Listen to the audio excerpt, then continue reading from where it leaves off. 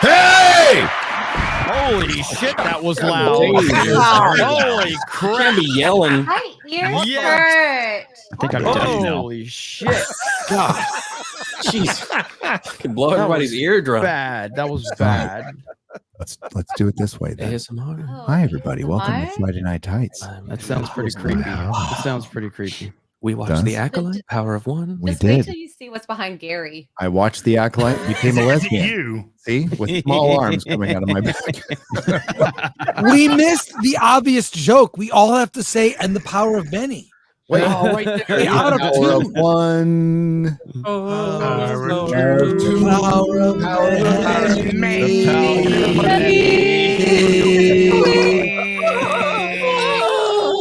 Oh, that is rough. That was probably more cringe than the one in the show. That is Yeah. rough. That's difficult. Oh, Yeah, God. that's right. We should have all done that too. Yeah. Attack me with audio strength. I want you Bruce to Lee hit me was as more hard in as you sync than can. she was. Oh. But do you think the Coven's in sync? With all your strength. Oh, you know they are. Oops. Where's my- That's actually the There it right is. one. Jesus Christ. We're on the road. You can't help me now. I'm in North Carolina for a summit, and North Carolina, I hate your oppressive totalitarian speed limits. They're gay. Yeah, Okay. trash. 60 miles per hour. What the Ridiculous. ridiculous. Mhm. Absolutely ridiculous. But this is Friday Night Tights, and we're gonna get through the intros quickly. So I'm here with the Day Cobra, Az, Comics Division, Shad, X-Ray Girl, Quarter Black Garrett. Ryan will be here whenever the fuck he wants to be here. And we have our special guest, Chris Gore. Hey! Holy crap! That's a record for intros. That is a man. record. amazing. That is a super fast. record. That is a record. We're not even 5 minutes in. Well, as we said during the pre-show, Chris Gore, fuck you for not warning us enough of this shit show. I warned all of you. No, you didn't. Not enough. Not I enough. This is what happens when I have a stroke. you know. I hate you. He Like, tried. This show causes He tried. erectile dysfunction. Like if you watch it all at once, you have to do it in like little pieces. And brain damage. That causes a lot of brain damage. Well, Same thing. just for algorithm purposes, I'm just gonna say I'm a big fan of the weekly model right now. Yes,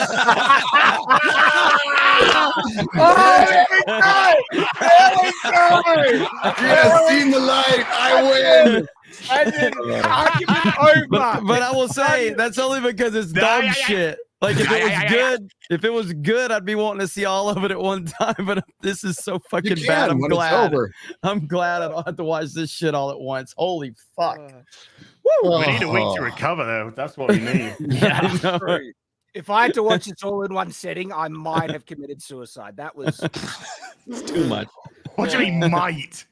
I still have PTSD from doing that with Echo. Getting through all of Echo nearly killed me. Never mind a witch's Jim Jones thing. I would have started my own Jim Jones cult if this was dropped all at once. Holy shit. We're definitely gonna break down the episode. I'm waiting for Ryan to get here so we can continue the Filoniing 4 that was on Geeks and Gamers Daily today, which I was enjoying the hell out of. I hated that you Honestly, stopped. Honestly, it's somebody sent a super chat and reminded of Filoni, and it's like, let's fucking have another one. Let's Yeah. fucking go. Just to sum this up, It's always nice to be on the right side of history. Hey, I was right. no, What no, did I say? no. When the bullshit bleeds into the product, which is what's happened with Filoni, now everybody fucking hates him. Now everybody hates him. He always. They didn't hate him. They didn't hate him when it But- didn't bleed into his product. As somebody who's an original I'm just trilogy talking about you fan, and me, and when mate. I heard you saying, "Well, if you got to blame Dave, you got to blame George," and I'm like the Jack Nicholson, yeah. He Like sold the, it to arg- Disney, the man. argument that George didn't have anything to, or George is just as responsible for the Clone Wars as Dave, if not more so. Well, So he you signed can't- off on you everything, can't- so No, he has he to. I don't like created Clone it Wars like it was either. him. It was 100% him. It more so. Like, have you seen what Dave Filoni produces? Do you think Crap. Dave Filoni is responsible for the Clone Wars? Ain't no fucking way. Ain't no way. That Well, was a okay. George that was a George The series. Clone Wars is a cartoon. It's a fucking cartoon. That's what it is. Right. It's A lot of people cartoon. call the prequels a cartoon as well.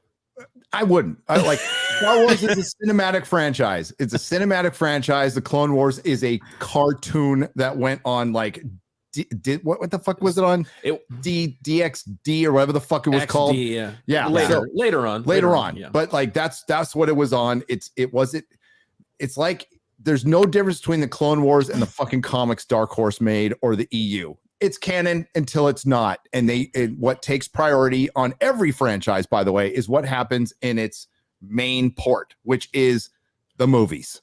Right. I agree with that. And we talked about that today in reference to the Acolyte. And it's like 99% of people watching the Acolyte have no idea about space witches in Star Wars.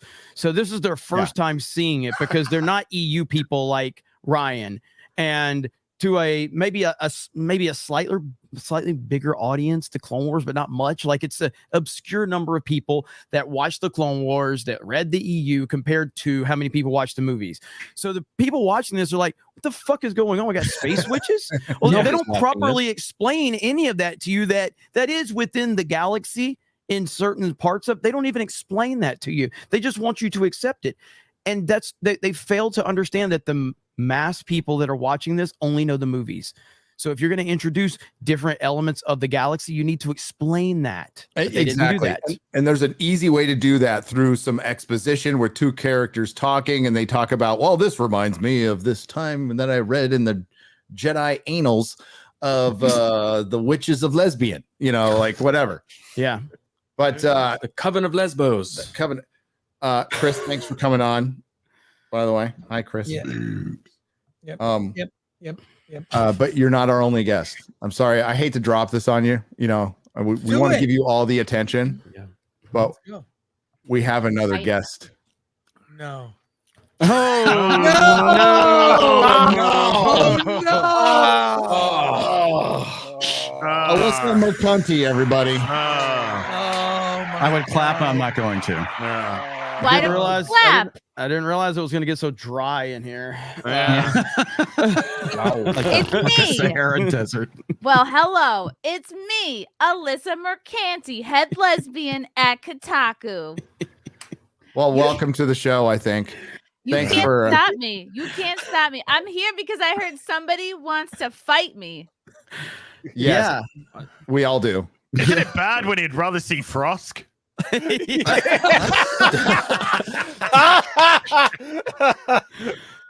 can't stop me. Like, I'm always living in her shadow, for Christ's sake. You can't stop me, a dyke with a degree, a bitch with a bachelor's. Look, I don't need to train, okay? I'm here to fight whoever wants to fight me. I don't need to train because life is my training. I go muff diving every summer off the coast of Portland, Oregon.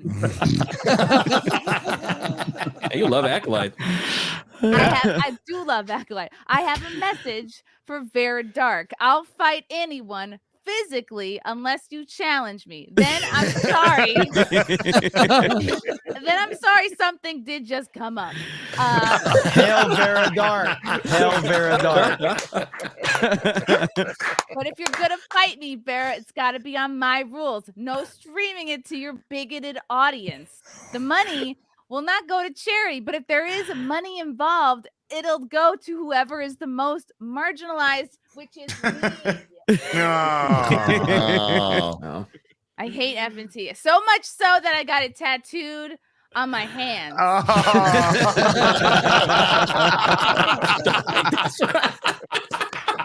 Spelled You guys, what?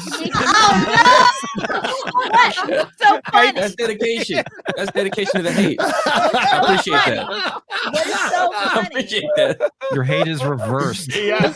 You're reversed. You taught FNT. That's how much I hate you. I can't even get tattoos straight. You do it in the mirror. You put it in the mirror. You could do it. Fanta Etat. Got it. Yes. You guys make money off of rage baiting. So I've been getting back at all of you slowly but surely in ways you don't understand. In fact, I gave Chris Gore a stroke. It was me. That's a low blow. It was me mentally. Did you guys hear about Nick Rekieta? Yeah, that was me too. I planted the drugs, the guns, the kids. That was me. I planted all that. Remember when Az was attracted to Patty Harrison? Horrible. I planted the kids. That was so hard to do. Got him. Remember when Az was attracted to Patty Harrison, the trans on She-Hulk? Yeah, I did that. Slowly but surely, I'm taking all of you down. It's like the old saying goes, death by 1,000 cunts. Accurate. Just one. Pride Month, and there's still no diversity on this show. X-Ray Girl is the only Asian. Chris Gore is the only disabled person. Well, that's just not true. I mean, as much of a great burn that is, that's just not true. We have Gary here. Yeah, wait a minute. And Ryan Kinnell is the only homosexual. That is true. Jeremy. Jeremy's right there. That's How right. dare you? I'll fight you physically and then show you a video of him dancing And singing. and singing. I blocked all of you. Yeah, you're all blocked. What of it? I blocked you Correct. because you use my tweets to make little videos for rage clicks. So it's a nice little hurdle I like to make to have you jump over. What are you afraid? I'm going to snatch up all your wives? Maybe Mrs. Odin wants her beehole licked after church. Yeah. Such timing. Yeah, it's what I like to call a little midnight mass. Oh no! Yeah. Maybe Mrs. Nerdrotic wants somebody without so much beard hair going down on them. Yeah. How about I'll chow down on that. In all fairness, that's a bit touch and go in regards to beard hair. So but just be careful. I'm a licensed muff diver. Stop depriving your women of oral sex during that time of the month, pussies.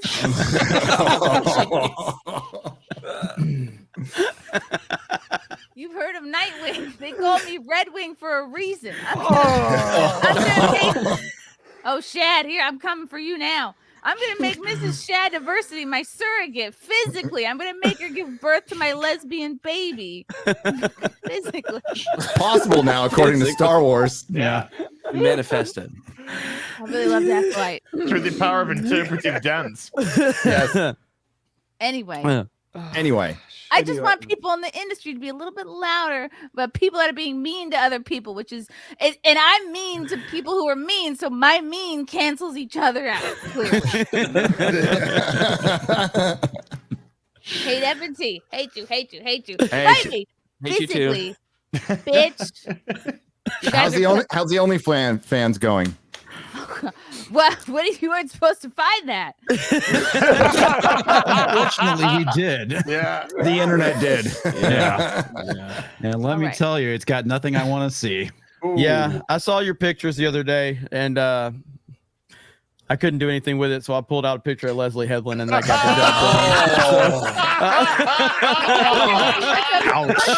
Damn. My little angel tattoo. Oh, on the good side, though, you are the cure to Viagra. Yes. Wow. Az. Okay. Want to fight me physically? Yes. Yeah. Equality. Let's go. Equality. Battle of the sexes. Let's go. We're battling it Hang out. on. Hate. Battle of the Sexes. I thought Alyssa was a man. Shouldn't that be fair? No. Oh, Okay. I got something that'll make me a man. It's in my nightstand. All right, my vagina. Batteries not stinks. included. Bye. Wait, what'd you say? Alyssa Mercanti, ladies and gentlemen. Oh, McCurdy. Oh, that was good. The timing of Odin joining when she said that was again, this is why people think we planned shit out, because things just happen. We have no idea what we're doing yet. Things happen like that. That was amazing. Guess I'll just go back to making my rosaries. Jeez. You're gonna need it. You're gonna need to. You need some Hail Marys, and Father Christopher Miller might have to absolve us all. He's out there. Again. Dude, Father Christopher Miller put up the best fucking meme the other day. It's so basic. It was Titanic one. It was the Titanic one. So Holy crap! Did you find that? I'm trying to Dude, find no. The context is he's a Catholic priest. He puts out these fucking memes that are so good. Oh my god, it's you'll have to see it. We'll have to. Nerds come in all shapes and sizes. That's all. They do. Yeah. Yes. They do. That's the context. But once we see the This one meme, is you'll savage. understand. This one is really savage. Titanic actual deaths.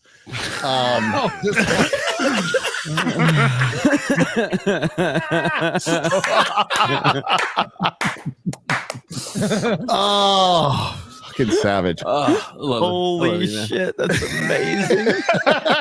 Got a youth gift from me right there, you know. Oh, that was good. Something Are vacuuming? they vacuuming outside the Are door? they vacuuming outside our door? God, Jesus. it's a quality operation. Housekeeping. Are you doing FNT in there?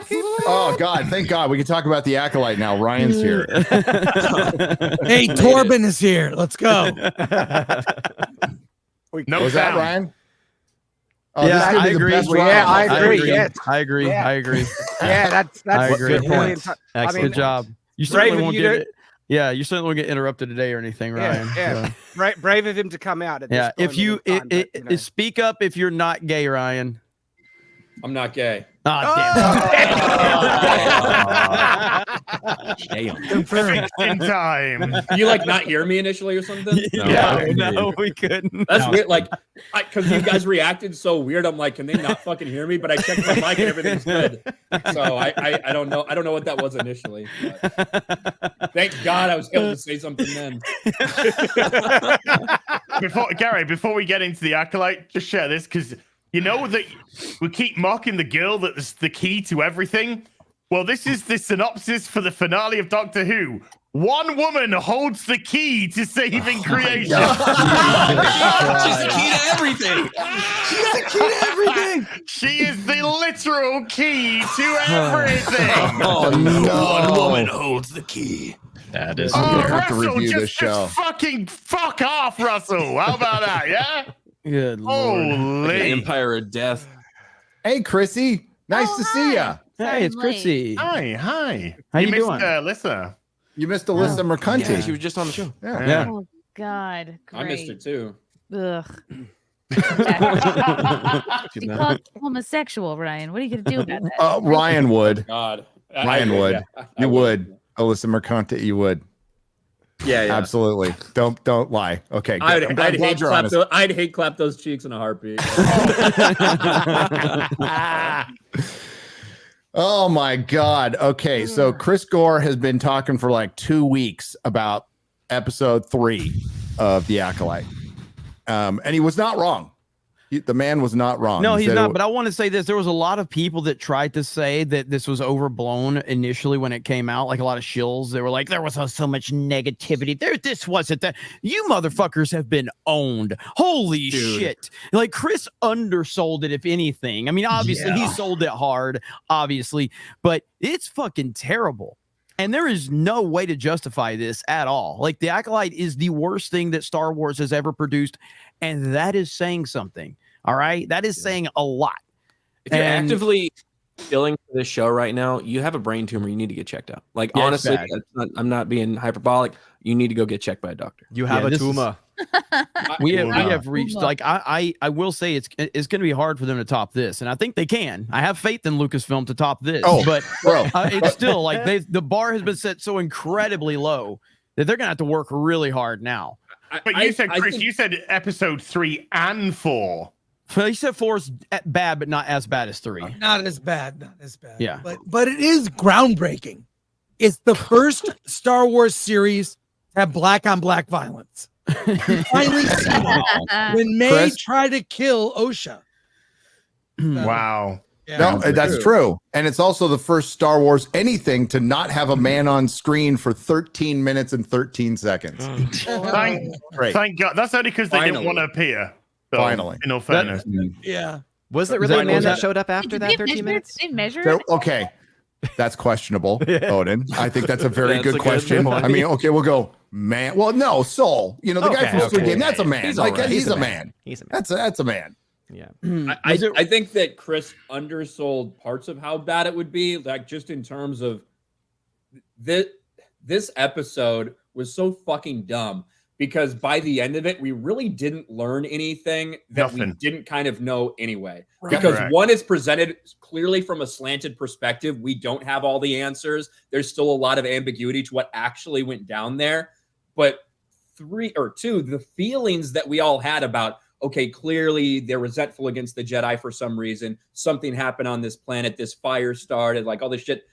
All of those things that were revealed in this episode, other than a couple like getting into the thread, getting into the birth of those kids, but like the actual like what we knew these characters felt, we didn't get any more about that other than the generic feelings we already had for the previous episodes. Yeah, that's what a Black Light episode is for. It's to give you a lot of these fucking details. Ryan, I think if you want a slanted perspective, we should get X-Ray Girl in here to give her. Hey! Very true. Wow. But I think it was undersold how bad some of that was for me. Because Chris was saying that it would forever change like the Force and everything like that. That part to me isn't as that really didn't hit home in this episode as much. But I think I have a different perspective, slanted, if you will, because we for decades and decades in Star Wars storytelling, there's been different little sects of Force users that view the Force as something different because whether they're a planet that took the Jedi a really long time to get there, they've already kind of developed a little thing, whether it's the Witches of Dathomir, whether it's the Falinasi with the White Current, whether it's the Barad-dûr Sages, you have a lot of groups that view the Force a slightly different way. My problem with the thread shit is it's described exactly like the Force. Yes. You know, it's the Force. described exactly like the Force, and it is the Force, but you don't get any understanding of why these witches despise the Jedi so much or why the Jedi despise them. Other than they've been hunted. Okay. The universe isn't. They've been exiled safe and from hunted people like by us. who? They don't The accept Republic? women like us. The Republic? The It's not safe for women Jedi? like us, black lesbians. Yeah, what the fuck is that supposed to mean? But yeah, to the point like Ryan was making, and we talked about this earlier, but he's right in terms of like Ryan knows more about Star Wars than almost anybody. He does. Facts. And that's like he's like in the 1%, top 1% of Star Wars fans in terms of knowledge. Most people don't know Star Wars from that perspective. So that's why it failed miserably on the what Chris Gore's point was. He's speaking as like most people are going to see this as, wait a minute, Anakin's the chosen one. He was the one that was born from like, that's how they're going to see it. So when this happens, that completely changes the entire meaning of the Force to 99% of the people that are going to be watching this. Absolutely. And so that's why, obviously, yes, Ryan, from your knowledge level, and you know this, we're just repeating what we talked about earlier. Yeah, 100%. And like, I very much acknowledge that I have a different perspective than most other people that are going to come into the show. So, Chris, we're old here. So, Chris, you and I saw Star Wars in 1977. Imagine we get, after Return of the Jedi, we get in a little Marty McFly DeLorean and we go to this time and we just see this show and see what Star Wars has turned into. Remember how much we got picked on for wearing Star Wars shirts? I did. And I was never embarrassed. I was like, fuck, this thing is cool. Fuck you, jock. I would be embarrassed. I would give myself a swirly. I wouldn't want any association with fucking Star Wars ever. Well, the show seems to serve to defecate on what came before it. It's nothing more than undermining the legacy of George Lucas and Star Wars at this point. Yeah. So, Chris, it's Your yes. Well, it's so. In addition to all the lore BS, it's amateur. It's so amateur. How many spice creams are you gonna eat? I don't know. I might have 4. That's disrespectful to amateur. 5. That's disrespectful to amateur, to be honest with you. What? The dialogue, everything about this, and it looks cheap. It looks like it was all on a soundstage. Just so bad, bad. But Spice, apart from stealing June, we got the fucking Benny Hill Jesuits with this fucking show. Right. Apart from stealing, so much spice creams, Right, I thought initially they said space creams, which I thought was stupid enough. They said But it's spice, it's spice creams, which makes it even worse because spice is a fucking drug. Do you know what the retarded thing is about that? I'm pretty sure that it's not the drug spice. I think they're calling them spice creams, like we would think of spices that you like mix into things. Not even thinking that maybe it's a bad idea to name something that when the most prevalent like illegal substance out there is named spice. That's even worse. You know, it's just the cohesiveness of this I don't world. assume that they have any Mexican knowledge of Star sweets- Wars, you know? Mexican sweets are evil, like fucking evil. But Look, they I are don't know what Mexican I don't know famous what guys. I don't know what you're talking about. Just on that note, I'm gonna go have some heroin lollies. Yeah. No relation. See when you get back. Knock yourself out, Shad. I can confirm it doesn't get better with episode 4, which the first time you'll see pronouns used a he, they in live Star action. Wars. Yeah, in And live it's action. Star a Wars. galaxy far, far away. Please, Yeah. please, Chris, can you give us that context, please? It's a behind-the-scenes interview with Dave Filoni. Yeah, no, I don't even remember. Wait a minute, I thought remember it'd be writing she, it down. her. But what's that? I It's- thought it would it's- say below to be she, her. Is it a But robot? I think it's building to a moment where the twins will unite, whatever, to fight Smilo Ren to be revealed as one of the Mother. mothers. Yeah. Yeah, like Anasea or whatever. And there'll be an I am your mother moment. Oh my Okay, god! so But that would imply that feel women are it's evil in so some way. obvious. Everything they're doing is so fanfic. It's all fanfic. Dude, it's Chris, all Tumblr. I agree. I was so mesmerized by the stupidity that I didn't see the most obvious thing until after I did my review. Is like, why don't the twins have horns? Right. Mom has fucking horns. Well, What? They I was just gonna- got dreads. they just I got a was little gonna- bit of light skin from them. Well, Yeah, I was going to say okay. that in my No review, horns. but because this whole thing, this whole immaculate lesbian conception was so ridiculous, I imagined it to be the placing of whoever. She was literally a gay icon. It's just surrogate. Yeah, surrogate. Yeah, that's what I was thinking. Or, Mahler and I went over this and we thought, they just didn't have the budget. They only had $180 million, guys. It was shoestring. They couldn't do the makeup. They didn't have time. They spent it on all the Yeah. actors, all the really good actors. Yeah. And Leslie that is Headland's wife. like in terms of when you're talking about fucking up other things in Star Wars, I think it's pretty safe to say that the idea of these Force conceived twins, not just even if it had been out of happenstance, like the Force had done this, and it wasn't somebody else doing it, that would be fucking up Anakin's entire story. But the idea that you now have just some random lesbian witch doing it, and maybe there's more to the story. Maybe that's not actually what happened. Maybe they even think that's what happened. Maybe the Sith were doing something. Who fucking knows? But as it's been presented right now,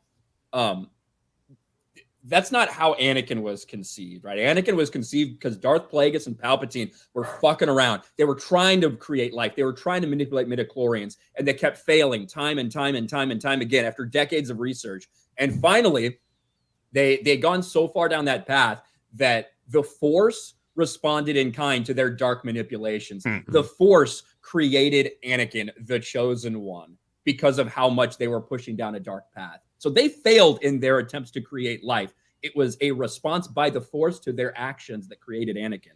Now, you can just do it if you want to repopulate. Well, if it's a woman doing it, because we need women in STEM, Ryan. The repopulation is bullshit. Because they say to the twins, or they say during their fucking interpretive dance that the Force blessed us with a gift of 2 children, and we want you to become witches and carry on our way of life. Okay, both of them, because they're 8 years old in the show, so there's been no other babies in 8 fucking years. So everyone's just going to grow old and die. So you're not even going to continue. How are these babies just going to get produced? Because they're not. There's just once. It's just a one-off. So the witch is just going to die. Do they explain why there's no other kids there? Yeah, they're all lesbians. There's no men. They also sang about it too. The 1, the 2, the many. Oh my god, it was so My favorite scene is when CPS showed up. Yes. You mean the Jedi? Yeah, you mean the Jedi? Notice how they just casually sort of brushed off the fact that the Jedi had hacked their way into their compound. Dude, I did not. That was so confusing. They leave it vague. It's like we thought it was uninhabited, except we broke into your obvious base at the top of a fucking mountain where we could hear you and see you all the time, and we were spying on you earlier. So they are either lying or stupid or both. And then we heard the whole moaning thing and thought, okay, maybe now we need to step in. Well, like that. The dialogue in the show is really fucking bad. Yes. Because it's things that don't make sense for some of these characters to say. Every exposition we get is a character telling another character something that they already know. Yes. Like there would be no reason for them to talk like this unless you were worried about a camera hidden in the corner that was secretly recording your conversation so someone else could understand it. Like when the Jedi come in, there's no reason for Trinity to tell that lie. Like it's stupid. Yeah. It's nonsensical. Dude, and if you're trying to establish a baseline of trust, it doesn't make sense, period. No, and it gets followed up with, you cannot deny a Jedi to test a Padawan except with your permission. Yeah, you cannot deny. That means you can deny it. Unless you don't want to. The Jedi have the right to test potential Padawans, but we're not with your permission. Except the blood test. That you don't have to ask permission for. You just take that blood. So in this universe, there are Force users, people that have the potential to have very powerful magic powers in this entire universe. So we have a police force that goes out and tests people to see if we can train them up to be on the light side and not the dark side. I think that makes sense. It's not crazy to me to think there's a force out there that could be used for evil, and you want to kind of make sure that kids are okay with that. You know, like it makes total sense. It's not, and they were, and when they stepped up to them, it was never like we're taking them away. They have to go with us because they're for it. They give them the option. Clearly said the Jedi do not take children. Oh God! So like I hate listening to him talk. It's so like he's the most prominent voice, and we can barely understand him. I think he did say children. Children. It sounded very. And you know what? He's still 1,000 times better than anybody in this show. The man knows English for a year. Yeah, but at least his face can emote. His face can emote, which is more than anyone I else. will say, what's the guy that didn't know the guy that said Anakin blew up the Death Star? He's written terribly, but his acting is not terrible. No, it's not. His acting's not terrible. I would say he's probably the strongest actor in the show. Yeah, Yord. I think he's the strongest actor in the show, in my opinion. The whole idea of doing it's mystery box, Chris. The whole idea of doing an entire flashback episode on your third episode of an 8-episode series filled with half-hour episodes is fucking stupid. That provides amateur. That provides nothing. None. You know what I think? That Ryan said adds no new information, really. But there is only one mystery. Why did everyone die? Yes. How did a stone facility in a mountain burn down? The Jedi. No, because rock's flammable. It's going to be the Jedi. There was patriarchy, man. this group sigh that Play you that hear. sound effect of a smoke alarm that the battery's low. Yeah. Hear that in the background. That needs to be the whole episode. Yes. That sound effect. Why the alarms didn't work. Why the alarms didn't work when the fire happened. Yeah, they did. Well, because change their batteries. That's why. But if the Jedi killed them, if it comes out that the Jedi killed them all, which I think is what's going to come out, did they all just decide to go into a big group for the Jedi to massacre? It's like a mosh pit at a concert, and they all stomped on each other. They don't look, that's the thing. They don't look damaged. They don't hurt. They don't look like they were lightsabered. I think clearly what they're moving up to. I made this joke halfway through as we were watching it in EFAP. I said, just wait for episode 6 when they do a 30-minute episode that's just a flashback of this from May's perspective. Now I think we might actually get that. Oh, we're going to get that. We're getting it. And so do you think Disney's sound done enough to have a scene where all of them are like, I can't breathe, and then they I'm just asking. They come in there, Kelnaka's just on their necks. According to IMDb, Mother Anastasia is in 6 episodes. So it's either flashbacks or she's... How many more episodes do we got? She's that Dark Lord. IMDb is 100%. notoriously unreliable. It is. It is. Yeah. We'll see. It's basically the Wikipedia at this point. It's basically like Wikipedia. Chris, okay? It's five more episodes. I'm going to go on a limb here. I'm going to go on a limb and say the death of witches, not a bad thing.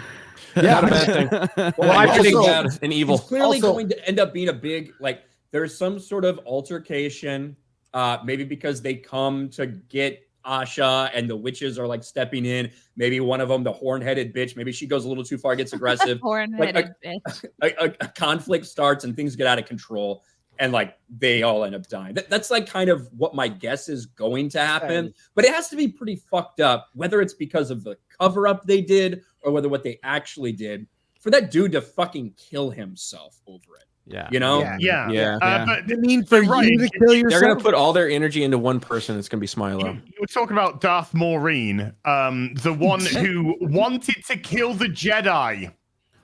Yeah. There's only They wanted 4 of to- them. They won't be missed. Exactly. Yeah. Let's move out right now. Get a Yep. group. Kill them. 4 of them. No one's gonna miss them. Those lovely witches. Yeah. She obviously was. She said something like psychotic monk or something like that. Yeah. So yeah, it could be her. Yeah. That's rich I don't coming from a care. fucking psycho lesbian. But I'm pretty okay. sure one of those witches is a man too. One I of was the, looking. Yes, it is actually. Yeah. One of the saddest parts to me, I You guess, know, of the whole as- thing.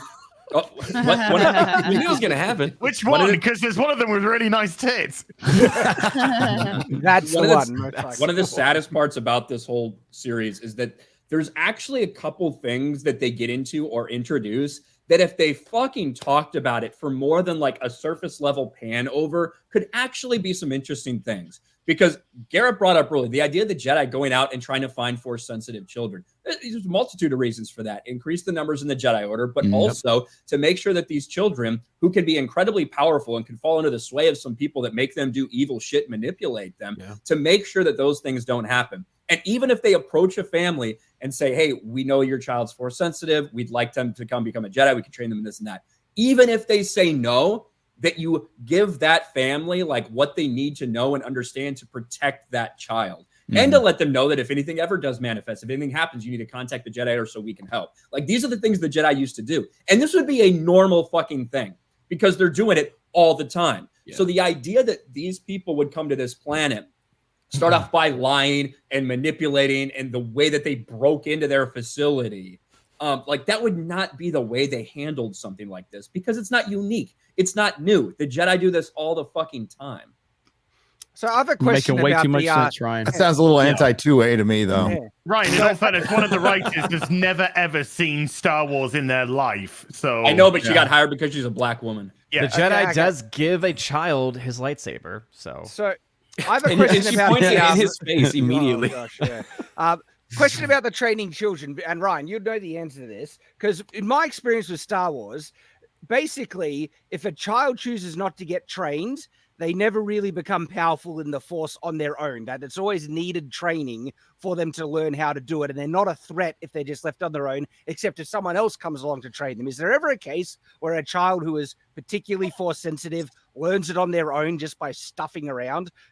There are obviously some unique circumstances where in a flash of anger or rage or something like that, they could lash out and do something. But in terms of like some sort of like galactic level threat, probably not. No, they just take the kids out to the train station. That's what they do. Right, Jeremy? They take them to Epstein Island. Some people in the chat are saying it too, but I'm sorry, Shad, but did you forget about Ray? Yeah. He's talking about real Star Wars. I was about, yeah. But all of us, to be fair, all of us your forgot about question- Ray. Yes, I did forget about Ray. Ray is such a non-entity. I always forget about Wait, him. who's this I Ray? love you're that speaking song, of? by the way. I love that song. Forgot about Ray. Ray Park? Ray Park? Jeremy, in answer to your question, my first thought, no kidding, was who? Who? Oh, You know Ray. That's what it was. You know my boy Ray. Ray. She's over on Tatooine too. Like, there wasn't a Ray in this She show. did May's hair. Yeah. She's in the back. You don't see her. Yeah. She bypassed the compressor, guys. Come on. Bland. Very forgettable. Well, another thing that's really Right, kind of right. annoying too is the fact that they keep taking like jokes because like years ago it was a joke that the Jedi were going around stealing children, and they actually went and made it canon, and they keep fucking doing this. It's really irritating. It's ridiculous. Nerd Cookies tweeted out today and said the Jedi are good. Done. That's it. Yeah, That's it. And it Yeah. was It's ridiculous that we even have to say this. But did you see the responses she's getting from Yes. that? Yeah. Holy fuck. All she tweeted was that clip of Luke saying, and these people are losing their minds. Yes. It's crazy. Like that. I think she had like 7 or 8 million impressions on that video that she uploaded. Like, what is they going on? fundamentally do not literally understand mad. Star Wars. No, they don't. Or the all Force. of these tourists, they don't understand Star Wars. No, and they can have it now. It's all theirs. And how's that working you out? can for you? whatever this fucking is. have it. Yeah. So we talked about this today. Ryan brought up the fact that this is the lowest viewed Star Wars show to date. Correct, Ryan? So Yeah, so Ahsoka the- was, yes. and then the this premiere of yeah. Ahsoka and Andor were virtually identical, but we only got the actual numbers for Ahsoka. When you put the ratings, all this stuff together, the numbers for Ahsoka and Andor were identical. Andor took off over time. Ahsoka fell off over time. This is 3 million less viewers than Ahsoka. So this is officially the least viewed Disney Star Wars show we've ever seen. And that's just Exactly. using the metric And the they lowest use. rated. It is now dipped on Rotten Tomatoes anyway, lower than the holiday special. At last check, it was at 17%. Gary Didn't Ahsoka debut with 1 episode, and this was no, Ahsoka did 2. It was 2. Yeah. Okay. Yeah. Too. Right. They're only that number is only for the first episode for both for Ahsoka and Acolyte. But Ryan, I Okay. need you. Ryan, you're good with all these numbers and everything, so I need you to explain something to me, okay? And explain to our wonderful audience. I was told the more we cover it, the more we're helping Disney. So can you explain how it is that they are at an all-time low viewership, yet we're talking about it? I It's don't so know. weird. We were told the same thing about the Marvels, right? And we made Yeah. more videos about the fucking lead up to the Marvels, and we made more videos about the lead up to the Acolyte than any of this bullshit. That's why this is the Marvels of Star Wars. This is like the bridge too far. It's not a bridge too I far have for the me. answer. I have the answer right here. I'm sharing my screen. I think this is the answer right here. I posted this on Twitter, and it kind of sums up 16% everything. now. No, but, right here. Yes. Oh yeah. I used to watch Star Wars. good. Now I just watch the YouTube content. Yeah. And I took the shot of Jeremy drinking. It's like this is kind of it right here. Of like, this is your once big time Star Wars fan. Now he's just like turned to alcohol, and people are like, "You got to watch this shit, so I don't have to, bro." Yeah. We're way So- past denial. We're way past all that. We're just accepting it now. I think I know people always say any attention or any press is good press. That is such an antiquated notion. Now, Yeah. are there agree. some people that thrive off that type of shit, that no matter what attention, negative or positive, that they thrive at? Some individuals, sure. But when you're talking about these massive companies, when you're talking about these massive companies, it's not fucking 1980 anymore, where you only had a couple channels and you got news in 30 seconds Exactly. class. Like it's a 24-hour news cycle, social media cycle, all this stuff. So if 95% of people are out there shitting all over something, that is horrifically bad for those companies and for those shows. And so the people that come in my mentions and say like any press is gonna be, you're fucking living in the past, bro. If it wasn't that is so, so if true, it didn't Ryan, so bother true. them, then why did Disney specifically ask Gina Carano to not follow Geeks and Gamers and Ryan Yeah. Channel? Why do they hate Yeah. us? Why do they hate us so much for calling their dog crap What? out and exposing how bad it is? Why if did my it was good, they would love it. Why did my Twitter get suspended for 12 hours for a comment that I responded to the Star Wars account? And all I did is put that Acolyte meme. That's all I did. I didn't say anything. I mean, I think I said like Star Wars is dead or whatever, but my Twitter account got suspended for 12 hours for harassment for a fucking meme and it was specifically the reply to Star Wars that it got. But hey, they're not bothered by us, guys. Yeah. We're no big deal. No. I got a question. I got a No. question for everybody. How many shows like this do you think it's going to take before it becomes Star Trek Discovery? Started. This is By the way, just It is ended and good. nobody talked I about think it. I think this is it. This is it. This is like got the same energy as like when Master of the Universe, Revelations, whatever came out. Everyone had eyeballs on that first part, and it was so astronomically bad when the second part came out. Dead on arrival, no one gave a crap. This is what I think is happening. First, that like people talk about hate watching.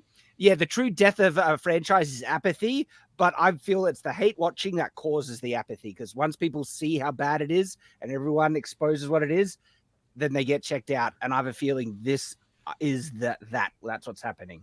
Yeah, I mean, Drinker last night, 24,000 people watching. All of our videos that we've done against the Acolyte have gone big, very big above Well, what they usually go. Except for one from Gary. Except for Damn this it. Gary guy, he can't get any views. He's struggling. In the comments section, just a lot of them, because I've been going through, because they're fucking hilarious. But I've been going through, and again, it's one of the biggest comments. I just watching this, so I don't have to watch the show. That's where they are. People are now watching us, so they don't have to watch the shit. And they're watching us because they want us to fucking lampoon this absolute crap. Because I think it's kind of cathartic for them as an audience to see us like point at the stuff which everyone wants to go stunning and brave and just call it out for what it is. Fucking dumb fuck lesbians in fucking space are retarded. That's what Star Wars is now. It's just fucking crap. I think the majority are just walking away. Yeah. Like the majority are just going, I've got other things to watch. There's a million other things on YouTube or the other YouTube movies stuff or has streaming. been like, that's what I was looking forward to when the Marvels was coming out. I'm like, we're gonna get some good videos, man. We're gonna get some damn good videos. And I've been watching all the live streams, all the videos. Any content creators, just want to give you a little quick lesson here. The algorithm is fickle. Okay, so last Friday, due to a glitch, I released an Acolyte videos, worst performing video on this channel in 4 years. Dude, 10 out of 10. And 10 out of 10 is not good. That means bad. That means bad. That's something us regular YouTubers see a lot, by the way. Okay, Not Gary. I'm grateful to every view on it, but it performed 75% less than my normal videos do. So 6 days later, I put up an Acolyte video. 1 out of 1. 1 out of 10. It's performing 75% better than any of my other videos. That's how it works, man. It doesn't matter what size your channel it is, and doesn't matter. You'll always have like a video that you're like, this is gonna be a fucking banger, and it tanks, right? Like Jeremy's Elon Musk, Elon for FNT. What a dumb fucking video. No fucking body watch. I Body watch. He's coming on tonight, and I went to go see how many people watch. I'm like, he's gonna be really fucking. By the way, Nerd Cookies so clever. Yeah, Nerd Cookies in the chat. By the way, I love that they made the likes anonymous. That's fucking fantastic, and you can already see like it's changed for the better. But all you have to do is put up Star Wars clips now, and you get millions of impressions. So Nerd Cookies, hail to you. I put up that stupid dance. And then Elon responds, and everybody's like messaging me like, Elon responded. I'm like, what did he say? Emojis. Just laughing. Yeah, that was good. That was super fucking cool. I personally like the whole like speed. I get why it's happening, and it's probably like it probably causes so much more interaction on Twitter for making them private. At the end of the day, if you don't want to like something, don't like it. You could have always hid your likes as well. That's the thing that was always an option. I think if you're a Twitter Blue subscriber, whatever. But it made me remember that one of the first things that Gina got so much heat for was for liking one of my tweets. Yes. Those screenshots were going around where I think I called some people freaks or degenerates or something. Yep. And hey, like that. Brie Larson was liked one of your tweets one time though. Yeah. Brie did. Brie Larson liked it. I'm never gonna that's gone. They just erased all that history. They erased all that history. That's what it was all about, trying to split up me and Brie. Okay, Chris. Elon's coming after her. So what? Okay, we're gonna make two recent exceptions. X-Men '97 and Andor, based on people I trust a lot, said those two shows finished pretty strong. Well, I saw X-Men '97, finished strong. Good show. Andor, I gotta trust Mahler on that one. But other than that, when have you seen any product from Disney Plus, and I'm including Lucasfilm, be it Willow or Star Wars or Marvel on D Plus? When has the show ever finished strong? Clone Wars season 7. Never. But there's a huge patch in Clone Wars season 7 that was just not good. Yeah, it was awful. But I would. This is live action. I think the entire ending of Ahsoka surviving an entire fucking cruiser full of clones that are trying to kill her because she's just so fucking special that Rex just couldn't fucking pull the trigger because Ahsoka's so goddamn special, while weaving her and making her completely and intimately involved with all these things that are happening during Revenge of the Sith. I wasn't a big fan of them. Pretty much all of their shows start out quote unquote strong and get much worse. Secret Invasion's the best example of something that was just kind of boring and stupid and went next level on their fucking final episode with the masturbation arm. That's right, I forgot about that. DNA passing fucking tattoo and rings for some reason. Well, people really did, regardless of how you feel about it, people loved the Mando season 2 ending. And Mando season 1 left a ton of people excited for season 2. So those they loved it at the time, but in hindsight is now proven that was just key jangling. Yep. It was hollow. It was as hollow as fucking Luke's facial expression. I was on this fucking show the week after that shit happened, and I said it feels like Force Awakens again. It feels like all these people that are getting excited for this bullshit and ignoring all the other stuff involved because you're so excited about this jangling key. And I feel like in a couple years we're gonna look back at it in the same way. I think the context for that, though, sorry, Garrett, is at the time it showed exactly what the fans wanted. The fans wanted Luke, and they had an opportunity. They had an opportunity with that. Really, like I said publicly, that scene did nothing for me. It did absolutely nothing for me. I acknowledged that people loved it, but I was like, I felt nothing. It just, for one, why isn't he asking how everybody else is doing? Like, he's not even acknowledging the other people there. It was so dumb. But but they had an opportunity. They're like, oh shit, like there's your data right there. They pay marketing firms hundreds of thousands of dollars to get that kind of data, which was immediate. It was, we like Luke, give us Luke. And what did they do? Fire Gina Carano. That was their follow-up. They tried to put it in Boba Fett. They put Luke back into Boba Fett, and it screwed up that show. And then Mark Hamill, don't know what to do. Mark Hamill made everybody else hate Luke. Everybody's Brianne Johnson's got a point now. Perhaps you did too harshly, Ryan Johnson. Perhaps you did you too harshly. It definitely, like any goodwill that they did have after that, regardless of the stuff that happened off the screen, like with Gina and everything, what they decided to do in Book of Boba Fett and the way they immediately reversed Grogu going with Luke in such a dumb, retarded way, like that killed any possible momentum they could have built off of that. And even if they would have even if they never would have showed Luke again or Grogu again, like it would be better off than it is the way it is now, because of what they did. No, I think that's a good description, Ryan. Dumb and retarded. I think that was proper for that. So, Chris, Chad, I don't want you guys making any jokes about Gary and Quarter Black fucking in the same hotel room. I don't want to see any of that. Okay? That is weird. We don't want to see any of that in bed back. Put your arms up again. I need the little baby arms coming out of my back. Serious question. Serious. What are you doing in the bathroom? I don't want to know. I do have a serious question for Ryan. Ryan, are you considering changing your look now that Torben exists? You guys are like pushing so hard for that, dude. No, we actually have a better costume for Halloween for you than Torben. Yeah. So like the only things that I think we're most similar, we both want to kill ourselves. So there's that. So maybe I can identify with that character. Well, I'll consider it.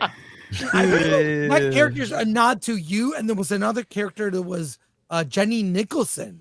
Yes. Did you see? It was so obvious. That was her. That was absolutely Jenny Nicholson. Yeah. Well, except that's what there wasn't Vaseline on the lens, so you could actually see her clearly. But right. Oh man, are her people going to come after me now? God, I hope so. Who knows? The Knights of Jen. You're gonna get more Twitter hate, and then a lot more people can like how much people hate you, so because they can't see the likes now. So there you go. There you go. So the point I was making is like Disney Plus live action like usually gets much worse. Overall, you're right. You're 100%. There's a couple of exceptions to the rule, but generally speaking, that is exactly how it goes. The reason is because these people are dog shit writers. So when something starts and there's some mystery we don't quite know, we can make up all these things in our head of the direction that they could go, what they could possibly do, or what if they take it here, what if they address this. But then as you get episode after episode, a lot of those options get struck down and you're left with the road you're forced to travel, which is stories that are told by people who aren't actually interested in giving fans something they want or telling something that belongs in Star Wars that honors George Lucas. And then instead, it's something that was derived with agenda, identity politics at the forefront. And the people writing the story are completely inept. You're right, and it's Disney doesn't know how to make TV. We've talked about this before. They don't have showrunners. What they do is that like Leslie Headland's a producer and a writer, but she's not technically a showrunner. And they don't do that with Marvel too. Now that might change, but they bring in very inexperienced writers. The bummer about this last episode, which was one of the most poorly written, is there was a completely inexperienced writer, which should surprise absolutely nobody. And then the other writer, guys, is going to co-write the first episode of House of the Dragon season 2 on Sunday. And I was like, no. I've seen it. I've seen it now. And the first 2 episodes. Oh just shit! quick thumbs up or thumbs down. It's okay. It's okay. It's very That means it sucks. a little slow. You built up like something big was going to happen in 1, and something does happen, but not in the way you think. We'll find out. Yeah, Gary, I'm gonna hold off on watching season 1. There you go. No, We'll find it's out. just I expected it to be bigger, and it's a lot of political said. maneuvering. I mean, you and Ryan will have a hard on, I think, Probably for a lot of the drama and stuff. But I'm sitting here going, "Come on, let's go! The war is on," and not much happens in 2 episodes. A couple things happen. Yeah, I was One gonna say thing like happened big. something very big happens in that first episode. Yeah, that's for sure. It happened. Yeah. Just not as I was expecting, at least like Red Wedding ish. It wasn't even. It could have been worse. I hope they don't go soft on it. I hope they didn't go soft. We'll find out.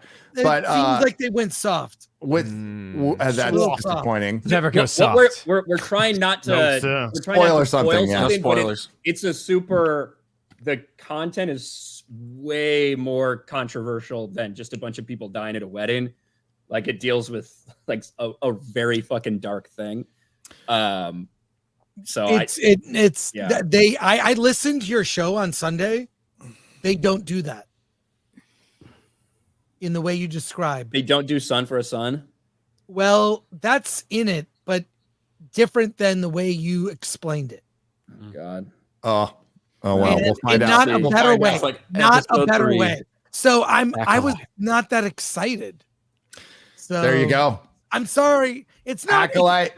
It's What not did you bad. It's do? not What bad. did you do? You just expected to see a lot of dragons and shit right off the bat. Well, Chad thinks you're spoiling it. Yeah, stop. I'm Well, trying we're gonna to go do. to Acolyte. We'll go to trying not Acolyte. I'm trying not to. We'll go to Acolyte. We'll go to back to Acolyte. I So can what tell I you want- a few I- things. Sorry. Yeah, I wanted to ask you about episode 4. I So can tell you. you can spoil the shit out of that if you want. No one cares. So they are tracking that. I forget what is the Wookiee's name again? Kelnaka. Yeah, Kalnaka. Pair of knockers. Yeah, Tanaka. and they're going to the planet Korea, Soul's home planet. Wait, they went to wait. Oh my god, that's hilarious. All the names are so bad in the show, I can't remember them because they're just all they're awful names. I think we're gonna have. Are we gonna have that big fucking Avengers fight scene with all the lightsabers igniting Yes. in this episode? That's what I thought because it looks Yes. like the planet that Kelnaka is on. I'll give you the sort of big beats, but May and that poison guy, the assassin guy, they go to that planet. To Asian track- Ezra Miller. Yes, discount Ezra Miller. So they're going to get this, Wookiee, right? Kill him. And they're being tracked by the Jedi, and they brought along Osha, right? They go to the planet and they get this creature that's like a gerbil that's like this tall. And Osha's like, what does they she says that in reference to the creature, like she doesn't know the alien's pronouns. And they're tracking this creature which is smelling, made to fight. They're going, they're all going to the same place. And there is a moment in the forest where there's some creature that's awakened and the Jedi kill it. And Osha feels guilty because we killed this thing. It feels like they're leaning towards some sympathy for May to be absolved of everything she's done. Oh, that's Now what they're setting seeing it up like- for sure. Of course. They're seeing her now as a victim. Of Oh, course. that's what they were trying to go from the Mhm. beginning. Yeah. And like it's right when she went to kill that bartender, saw the child and then doesn't. It's like, I don't give a crap. She already tried to kill him. She's an attempted murderer. She is dead to me. There's no redeeming this with your full bullcrap kind of, oh, feel sorry for her. She, justified. Yeah, No, this is she no tries to murder autonomy. innocent people. Screw her. Well, the short version is they get to Kalnaka, who seems to be killed by a laser sword injury. It appears. Okay. Well, Wait. mm. And the Jedi are all Did he there get that stabbed in the moment. stomach? What's that? No, Did he get no, stabbed in the across stomach? chest. Oh, Across okay. the chest. Okay. So It's got two stomachs. So that moment you were talking about, Ryan, all the Jedi, whenever Smilo Ren is there, and they all light up their lightsabers.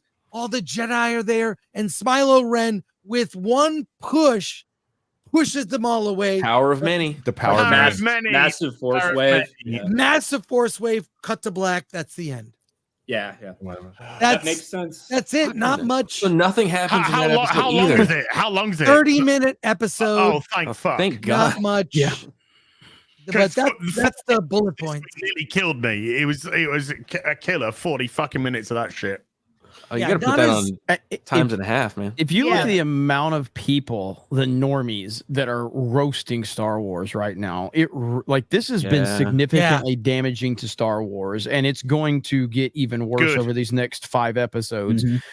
And I mean, I haven't looked, and I don't know if we have any, and I don't want to take the discussion to this direction per se, but like, I don't know how Inside Out 2 is doing. I know people like it that have seen it, but I don't know how it's tracking at the box office, how much damage. I heard, good. I heard it's tracking good. Pixar's best thing they've had in years. Yeah. So, like, Yeah. with 12 or 13 million dollars of previews, they're probably looking somewhere between like 125, 140 million dollars. Wow. And Wow. Pixar movies have legs.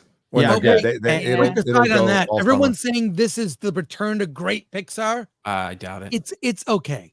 It's not that great. Have you seen it? It's like a direct to video, like Bambi 2, Lion King 2, all those like sequels that were unnecessary. That's what this is. Yeah. If you've seen it, how woke is it? Yeah, my that's what I question. want to know. Actually, it's not that woke. Because And in the it's trailer, really- you set it up. They set it up like the girl shows up, and you're like, oh, is this like no. Right, like It's I not- think he just admires that girl. Other than it's so funny. Okay, It's so good, They good. cut every shot of a group of girls, every single one. There's like a white girl and a black girl and an Asian girl and a Muslim girl with the hijab. Like it's like diversity. Every single shot of girls, whatever. But it's not super woke. It really isn't. It's really, but it does make you want to believe that teen girls are super into hockey. That was the thing I could not believe at all. Like, are girls really that into hockey? Maybe in Canada. Some are. Depends Maybe where you're yeah, at. Dudes. Canada. They're into the dudes. And Yeah, so, but that's so- but it's not. so- It's just all right. It's just Yeah. okay. So Okay. I'm wondering if they learned that lesson from that, or if they're just going to continue to go on this path right now. And we don't even know if Pixar learned their lesson. We don't know if this is a one-off, if Pixar is going to go back to the bullshit that Right. they've been giving us for years Right. and years. But is Star Wars going to learn this lesson by Fuck seeing no. Pixar getting their success, What- or are they going to continue in this path? And I don't think they can get out of this. Who do we know from Pixar? Even like if you're digging, like who do we know from Pixar that's front and center that's ruining their brand? I mean, obviously we have, but we know who is the forefront of Lucasfilm. We know the personalities involved. We know who they are, and they can't just move on from those people without a lot of noise happening and a lot of PR nightmares happening. So they're in real trouble. They're going to continue to go down this path. By a lot of noise, you mean a lot of cheering. Yeah. Yeah. Well, I did talk to an industry friend recently who said that Marvel knows they screwed up. They fired Oh, really? 15 producers, and they were all activists. Marvel Good. got rid of That's them. good. Oh, They wiped the slate clean, and they're really trying to figure out what to do with Ironheart. They have to. Just fucking They're- delete. There's a button called delete. you put it. Yes. Oh, well, they tried to shelve it. They tried to. Batgirl that shit. So They can't. my guess is it's you're a not black gonna- it's a black female lead. Yep. And they fucking virtue signal about how happy they were to have a black female lead in this series. So you can't fucking. And they don't have Zaslav, who didn't give a fuck. I'd say just drop it on Disney Plus. Don't even like push it out a little bit just to say you did, but It's just been drop it I on drop there it all at 3 in once. the morning and not years tell ago, anybody. like, drop in one Mhm. day, all of it. All But of it. you're not going to see immediate change at Marvel. It's going to take time to right the ship. But after that, they're not. I mean, they brought in Terry Metalis, right, from Picard season 3. I think. I Do a think show, though. they're aware. And Deadpool, by all accounts, it's a roast of Marvel. The Good. whole thing is a roast. There is a speech that Deadpool gives all about how multiverses suck. And he just shits on everything Marvel has done over the last couple of years. That's happening. Good. That's what I said. answer It the- has to be like It has to, it's of course. a perfect opportunity. And if you're doing a Deadpool movie, you can't not do that. So- So if they do that, Now, it'd be awesome. conversely, let me say, Lucasfilm is doubling down. Yeah. They don't care. They don't give an F. They're going way super Why activist. don't they care So- about money? Marvel is its own little. Kevin Feige's like, look, we tried that whole thing. People don't like it. The numbers don't lie. The box office doesn't lie. Right? You've got Furiosa, Madam Web, Marvel's 3 girl boss things just tanked. Right? You have to look at the facts. It But- feels like it's too late for them to course correct, though. I mean, at this point, nobody fucking cares. So even if they do start But correcting they're still it, going to try. is there still going to be an audience? I don't Look agree. at the pre-sales for Deadpool and Wolverine. It's Yeah, huge. It's But- going to be the biggest movie of Pre-sales I are think never a Lucasfilm guarantee is of more anything, like, I think those are pretty good pre-sales though. No, they are absolutely, but I'm just saying, like, pre-sales do not always account for people who walk up to the box office day of, which is still a huge portion. Yes, yes. And the So, legs. so the people, Paramount had. I saw people in the chat. Like whether you liked Picard season 3, which I loved, or didn't, you can't deny it was a success. It got them a lot of awards. It got them ratings. It actually charted, and it kind of brought the fandom together once just to enjoy something. So you had an example right there, just like with Luke coming back. You had an example of this is what the people want. And Alex Kurtzman let Terry Metalis go. Let him go to start some stupid Harry Potter Academy Star Trek fucking show set in the year 4000 or whatever. It's fucking Yeah, retarded. So because Kurtzman doesn't want good Star Trek. No, that's the whole point. He's Is told the us. egos are involved. So, like, you have Kathleen Kennedy's ego. They will not allow them to admit they were wrong. If Kevin Feige had enough chutzpah to go, you know what, I fucked up. We went a little bit too far, and we're gonna see. It's gonna take years to find out. If I'm skeptical because they're still making Black Falcon Captain America, and apparently Blade. That we need to talk about. We need to talk about the mystery that physics professors will never be able to solve. How to make a vampire hunter movie about a guy hunting vampires? Who knows? Apparently, Who knows? It's an enigma wrapped in a mystery and a conundrum. The impossible question. Did you see what? Did you see what Mahershala Ali's lawyer said about that? I heard you mention it. Quote from Mahershala Ali's lawyer on the Blade delays. That deal was in 2019, and they still haven't shot it, which is pretty much the craziest thing in my professional experience. Yeah, that's a public statement from Mahershala Ali's lawyer. Oscar-winning Mahershala That is a Ali. black eye. man. Oscar-winning actor. You can't I'm- make that happen. It's stupid. I'm making I'm not playing the video. It's just a screenshot. But how do we make a Blade movie? And then if you guys want to share my screen, just give us 2 hours of this. It's really not complicated. That's Not it. really complicated. Fucking all we want. I mean, it's not Great not jacket. rocket science here. No. Just give us 2 hours You of get this. a porn Thank actress. you. You can make it rain blood from the ceiling. Put on some techno music and have them slicing up vampires for 2 hours. I'm down. Yeah. Let's fucking go. Give it to the John Wick director. Yes, Seriously. yes, Yes. seriously, yes. I'm 100% with that, Odin. Holy 100. shit, yes. It's too bad this movie never existed because Black Panther was the first. That's true. Superhero. Disney keeps ice skating uphill, man. Yeah, You know. Those Well, since motherfuckers. we got zapped into that parallel universe when the Hydron Collider went on, then that's history's now dead. Black people were invented in 2016 along with women. right. A lot of changes. They're a lot also of great changes. Cleopatra. at the Breaking same time. barriers. Breaking barriers. Gary, you talk about egos. I put up a tweet yesterday. George Lucas, creator of Star Wars, may the Force be with you. Yes. Mm-hmm. Kathleen Kennedy, feminist. The Force is female. Yep. Leslie Headland, lesbian. The Force is lesbian. Yes. That's literally the fucking roadmap of the Force. With when he The Force is me. Yeah. yeah, exactly. Fucking And just- raving So narcissist. next up is Michelle Obama. The Force is never mind. I'm not. Never mind. Not gonna say it. Force is a man again. Force is is a a man. man. The Force is Big Mike. The fucking thread. So the fact that they called it a thread, Chris. I mean, come on. All right, and if you don't, okay, and I said in my video, but it lends credence to the posters that were being memed, With the tampon? with Yeah. the tampons. And if you guys, I got to tell this story again. If you guys don't think this shit is in the messaging, I'm going to take you back to the Game of Thrones pilot. That was $30 million that got shit canned. That was supposed to gender swap Land the Clever, the person who started House Lannister. Yeah. And it was supposed to be a feminist Yeah. Game of Thrones. And it was called Blood Moon. Oh, God. Blood Moon. Because when you get your moon's blood in A Song of Ice and Fire, that's you getting your period. So they do that shit. It's that on the nose. Thank And God you know, that Star got Wars canceled. is in such a worse position because Kevin Feige, I don't think he is necessarily an activist. I think he just hired activists, and that's what was wrong. And he's trying to course correct, right?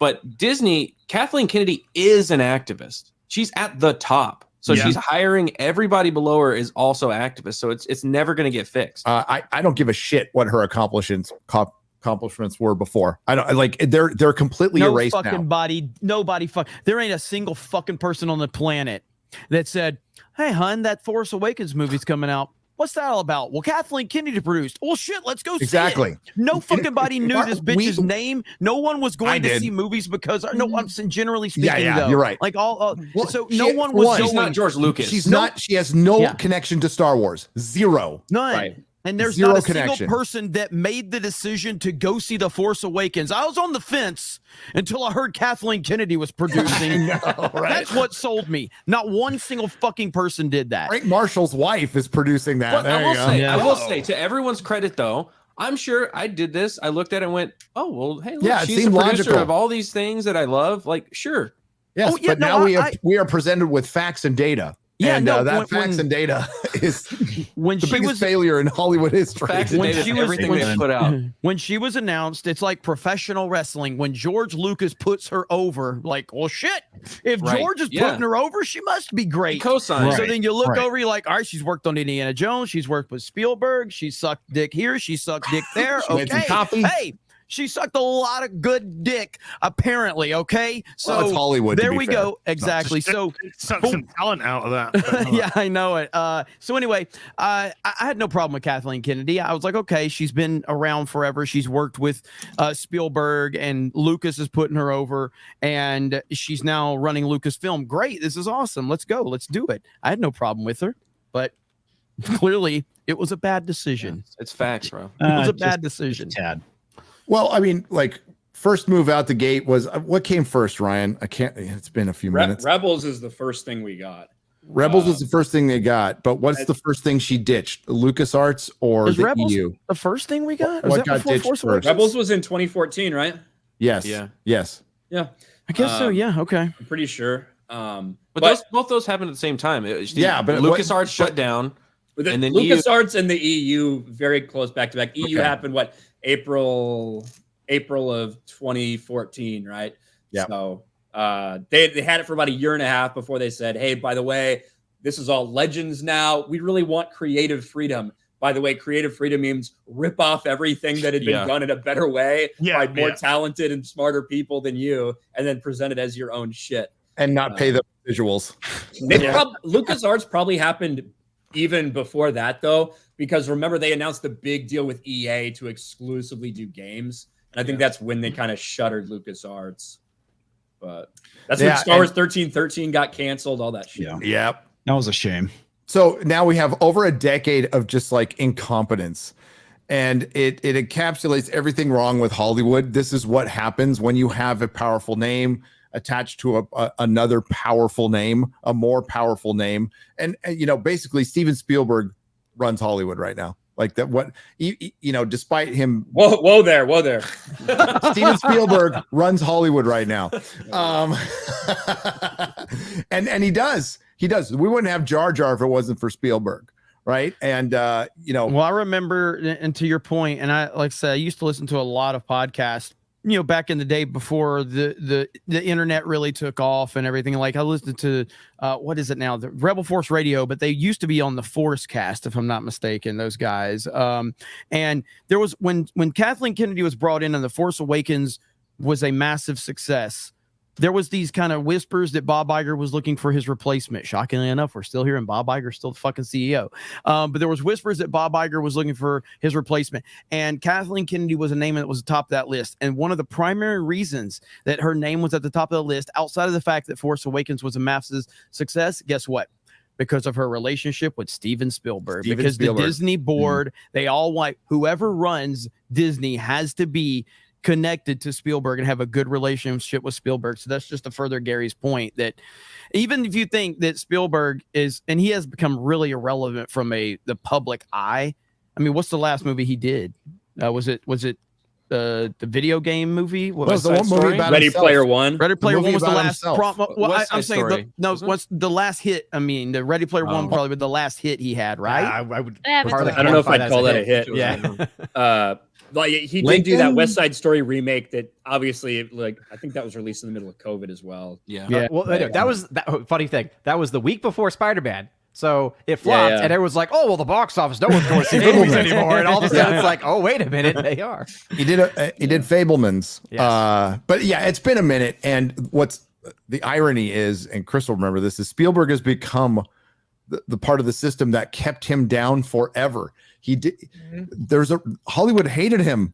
That's why he didn't get a Best Picture Oscar for E.T. or Raiders of the Lost Ark. They hated this up and coming kid who was absolutely changing their industry, and everybody he was around, by the way, they weren't fans of George because George was disrupting the industry too at the time, and the old guard couldn't stand him. That's why he got snubbed so many times, and it was and it was frustrating as a fan, but now it's more frustrating seeing him become just like the old guard. Yeah, the very thing that he hated, the very thing that was against him and he hated. So yeah, he does stay. He stays really out of the limelight these days. He really, like, I don't know when the last time I saw him do a real interview or an interview.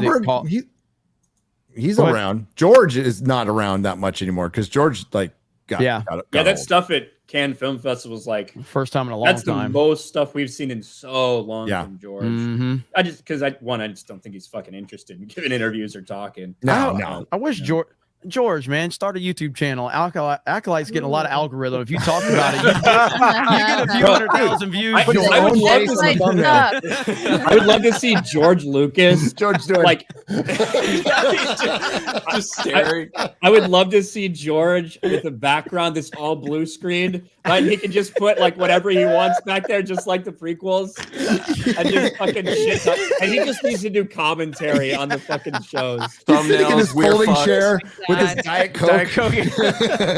Every once in a while, that clip of Ben Affleck doing commentary on Armageddon goes around, and it's like the funniest shit ever. Because it sounds like he's drunk, which he probably was because it's Ben Affleck. And he's sitting there doing commentary for Armageddon, and he's like, I looked and I asked Michael Bay, and I asked him, I said, hey, why this kind of doesn't make sense. Why is it easier to train drillers to be astronauts than it would be to teach astronauts to be drillers? Like, it can't be that fucking hard. These guys are really smart. And Michael Bay's like, it doesn't fucking matter. Just shut up. This is what we're doing. This is the movie. Somebody with AI, there's all this AI stuff. Shad, make us a George Lucas YouTube channel where he's just like ranting about Disney Star Wars. It should have get so many views. It would. The problem is, but aside from from what is commonly said. That would take a lot of work, and I can't be stopped. George Lucas cast or George Lucas reacts. The Lou cast. The Lou cast. The Luke cast.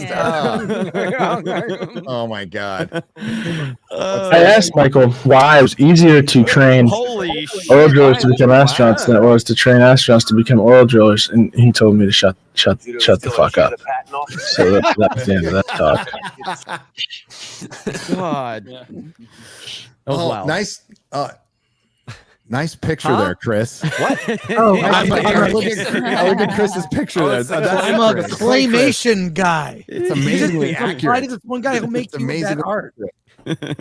Make you that art. Bro, the Acolyte sucks, though, right? Acolyte really sucked, though.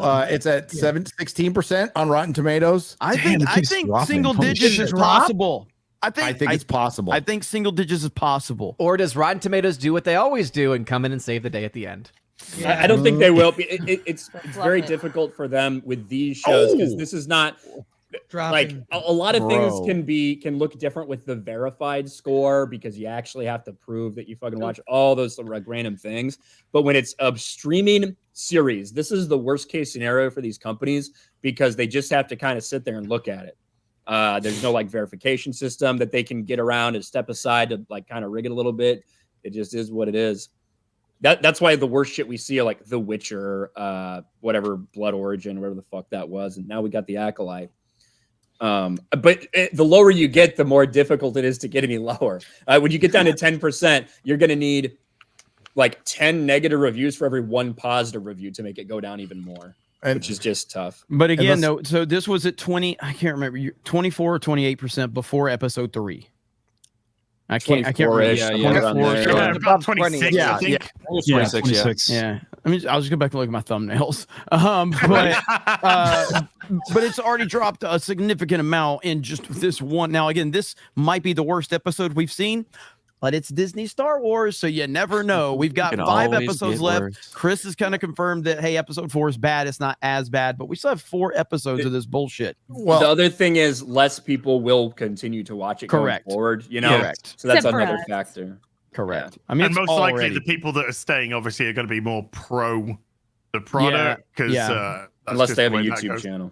Yeah. Unless they're a content creator, in which case, hello. If George Lucas makes a YouTube channel, we can get this below 10%. Get him on FNT. Hashtag George Lucas on FNT. Yeah. Did you guys get I'll try that video. I'll try that video, see if that one bombs too, god damn it. We just got to raise a lot of money for Diet Coke. If we guarantee him a feeling that this show kind of pushes like low-key socialism or communism. Low-key. High-key. High-key. Yes. Mega high-key communism. The loudest key you could possibly all the key. Let's witness this. The communist lesbian commune, like definitely not. Death sex cult. It was just subtle. Yeah. You know, when they said the power of many, you know, it's totally subtle. Yeah. Yeah. The power of labor. The power of workers. Only good commies are dead commies. The workers unite. And I feel like they went out of their way to take several beats to let everybody know, like, yes, this is a lesbian couple. This isn't just 2 women in charge here. It's like they didn't have the fucking balls, no pun intended, I guess, because all bitches that made this thing, but they didn't have the balls to actually have them kiss. Right? Even Leslie Headland, even the fucking activist. Let's see it. Even they didn't have the balls. Well, we got 4 more episodes. Well, we got 5 more episodes. There's still time. 5 more. Maybe they're gonna rip off. Seriously, they're gonna rip off the OT and have May and Asha kiss. Right. Yeah, they rename it the Akadike. Yeah. Accurate. But why 5 episodes? What the fuck have they possibly got to say in 5 fucking episodes? That's where I was getting to is the Jedi is bad. I want to bring this up later because I do want to show I want to go down the list of critics who gave this a glowing review because they're I mean, not that they need to be exposed more. This one's bad. Like, this is objectively a bad show. It's badly written. We don't even have to get into the communist and any of the fucking agenda. It's just a shit show. It is written horribly. The dialogue is delivered even worse. The music sucks. The set sucks. Nothing makes sense. You have no idea where you are at any time, what time it is, and you don't care about the mystery. Who gives a fuck about the mystery? And your main character that you introduced, you left her out of an entire episode in the 3rd episode. And genuinely, to add on to that, Gary, like how disconnected from reality, how dumb do you have to be to realize that stone does not burn? Well, okay. Like, who is making this crap? Well, it's like campfires in space. They had like what a few dozen lesbian witches there who are obviously accomplished stonemasons, architects, engineers, because they were able to build that stone structure on top of a mountain that's in hiding recently, because they do say that, we were running here and we said this place would be safe. Now we could assume maybe they found a structure on this uninhabited planet. Maybe they colonized it. But they don't, that would be colonizing. That would be wrong. So they obviously built it themselves with the force or the thread. How'd they get the generator running? There's no men around. There are so many like retarded things about like how, one, the fact that she's just like, I don't want you to go. I'll kill you, bitch. Just the emotional range. That was kind of like nuts, but the idea that those doors lock from the outside, kind of concerning. Maybe the Jedi should be worried about these kids. That there's prisoners. But then clearly we have electricity and stuff. You've got a generator. You got all this stuff all throughout. There's tons of lights that are active all the time. To have a random actual flaming lantern right outside was a very strange decision. It was probably literally just so they could cause a fire right there. Well, they're half in Star Wars and half in the past. Like they have bows and staffs. That's normal, but having what looked like a gas lamp, a portable gas lamp, right next to a door that opens electronically. It's like. It makes you got technology and a gas lamp. Make it make sense, just make it make sense. That's all you have to do. But the whole, I wanted to do a video today. I might do it tomorrow. Where I was going to break down that whole scene, that whole passage, because the whole thing is just insanely ridiculous. If this is attempting to be a mystery, then it is failing on every single conceivable level imaginable. Because not even the most window licking of fucking moronic retards goes, oh yeah, she threw down the lantern and then the whole base blew up, in the space of 3 seconds. It's like, this is the dumbest fucking thing anyone has ever seen. And this is the annoying thing that Ryan said it, but we said it in all our videos, I think. This episode advanced nothing. Everything that we knew from the first 2 episodes was literally just wasted there in that episode. It was more to say commie lesbians can have babies through the Force. That's what the episode was. Pretty much. I learned they have the same hair from when they're kids. The only thing you need to watch for is the spiral on the forehead, because that's the obvious difference. Well, that's the thread. That's the thread. It's the symbol of the thread, isn't it? It's spiral. Well, does that make them thread eye? Instead of Jedi, thread eye? No, it makes them lesbian communists. That's what it makes them. What this episode should have addressed was why the Jedi don't like them, or why they don't like the Jedi. The things that led to them being forced to be there in the first place. We also need to understand, if you're going to introduce that Asha all of a sudden wants to go with the Jedi, we need a reason why. Yeah. We need to understand why she would make that decision. It's beyond just the very stereotypical teenage, I think there's more out there type of storytelling that we see every so often. Yeah, one child, well, I just want to stay with what's used to us, and the other one wants, I think there's more out there. All that bullshit. There were so many questions that they needed to answer that they didn't, and they instead wasted time telling us things that we could have already inferred. Yes. If you watch the first 2 episodes. And the thing we're pointing out here is that this show is such obvious crap, such obvious slop. What type of a shill would you have to be to say it's a good show when you look at the critics' review score on Rotten Tomatoes? You got a brain tumor. I told you. One that gets to hang out with Dave Filoni. It's one that gets to hang out with Filoni and Leslie Headland. Shout out Star Wars Explained. But that's why would you criticize it when Lucasfilm's giving you all this access? Because that's all they want. They don't care about Star Wars. That's all they care about is the access and hanging out and taking pictures. And so that's not surprising. And that's why a lot of these people aren't taken seriously. And Star Wars is in the worst place it's been, shockingly, Probably Jeremy, ever. They're not rooting Star Wars. The fans are. Bring that article up, please. Exactly. Yeah, that's a good segue into that. Chris, I want you to think about this because I'm going to ask you this question later. Ryan's got to go. Ryan's got to go. Sorry, I do got to bounce. I'm sorry. I'm on the road, obviously, so are a lot of you guys, but I had to fucking make sure we roasted the Acolyte a little bit because, God, this is fucking bad. But I will see all you boys next week. See you, dude. Hopefully we all live till then, not like Master Torben. Hey, Ryan, before you go, everybody. Liz, dude. Later, man. Man. I gotta go meditate. All right. So I want you to think about this, Chris. Yes. Predictions, where it goes, because I know you have a theory. So we'll talk about that in just a second. But did you know, Chris, that your name is in the credits of the Acolyte, and so is mine, so is Jeremy's, so is Drew out there, and Smoo, and Rutherford, and Roman, and the chat, and the PS2 guy. You all ruined Star Wars. It's not the people writing this. Acolyte isn't ruining Star Wars. You are. You're ruining Star Wars. I'll take it. Yeah. I'll take full credit for it. Bring it on. Have you ever seen this happen in any fandom ever? Ever? No. They're not fans. No They're company. They're not fans. They're not fans. No company treats their fans this way. No, Disney does. Insane. Because it's the marketing departments. It's the marketing departments that have come through this system when they've been at their universities. This is what they're learning. They're learning about anti-marketing. They're learning about confronting your fucking audiences. They're learning that you don't make mistakes.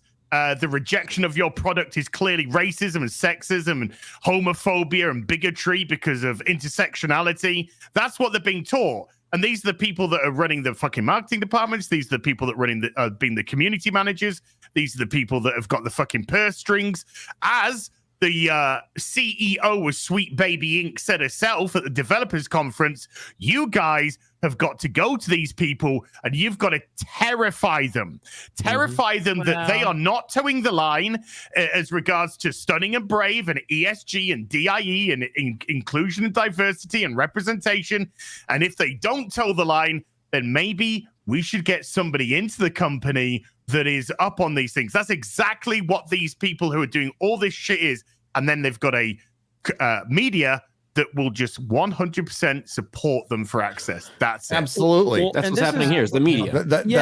That's when we get into the story of like, oh, what if they were going to do this, they could have done that. Like, it was never about the story with them, and it's never about the current fan base. To them, they despise. This is about conditioning and indoctrinating the younger generation to fully accept all of this moving forward. This is about like over time, just making them understand like this is the norm, this is the standard. They don't want us as fans. They don't. They don't want critical people of holding them accountable for anything. They absolutely do not.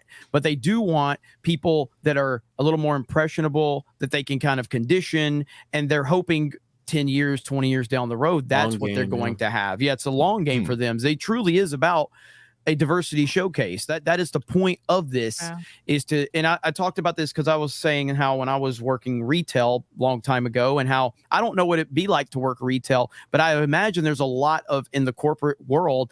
I'd imagine there's a lot of this in the corporate world with the DEI initiatives right now about how to handle racism and then all of that. And you have kids coming out of college or they're in high school and they have to have these jobs. And a lot of them probably scoff at this in the beginning, like, fucking DEI bullshit is crap.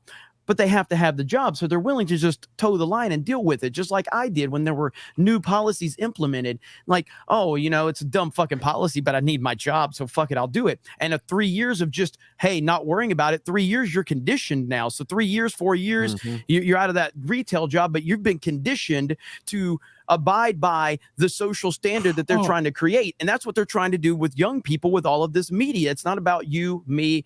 It's about the next generation that they can condition. Forced behaviors. Right. Yes. BlackRock, forced behaviors. Yes. Government. Yeah, that's it. Yeah, it's a giant than Star Wars, what we're talking about. And I really fucking hate talking about it. I do. They keep making it though. I'm like, can't stop. Are we going to stop pointing it out when it doesn't happen? Star Wars with Furiosa, right?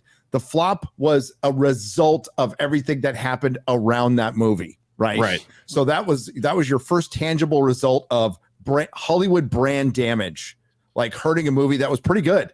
That didn't really have that message. Dude, there's more feminist messaging in Fury Road than there is in Furiosa, like a lot more. And but people were done with it, and that's your fatigue, Jeremy. That's your actual fatigue. That's where it affects something good. That wasn't going to do great anyway. Let's be fucking real. But it affects something good, and then it's not giving the people what they fucking want. We talked about it with Luke. You saw Luke come back. People wanted Luke back. People wanted that kind of storytelling back. And what they do is they continue down this road, this DEI road, and they double down and they triple down because they're so convinced they're right. They're going against a trend right now. And that's Hollywood used to at least react to that. Hollywood used to course correct and pivot, as Chris likes to say. They used to fire people. They used to cancel things that bombed, and they don't do that anymore because they can't. It would be bad optics to cancel Star Trek Discovery, which they should have done. They just burned hundreds of millions of dollars on Star Trek Discovery that nobody fucking watched. Yeah, it's good. An entire network didn't make any money. CW did not make any money. That's just Harry. Why would they care? You've got Warner that is in billions of dollars of debt, 50 fucking billion. They don't care if a show makes money or not. They just go, right, let's buy against this. Let's fucking get more funding through that. There's no consequence. Once upon a time, if a company was in this debt, it'd go into fucking administration, be shut the fuck down. I'm going to go back to BlackRock. BlackRock is in the top 4 of almost every single one of these massive production companies. Warner Brothers, Disney, for sure. Yeah.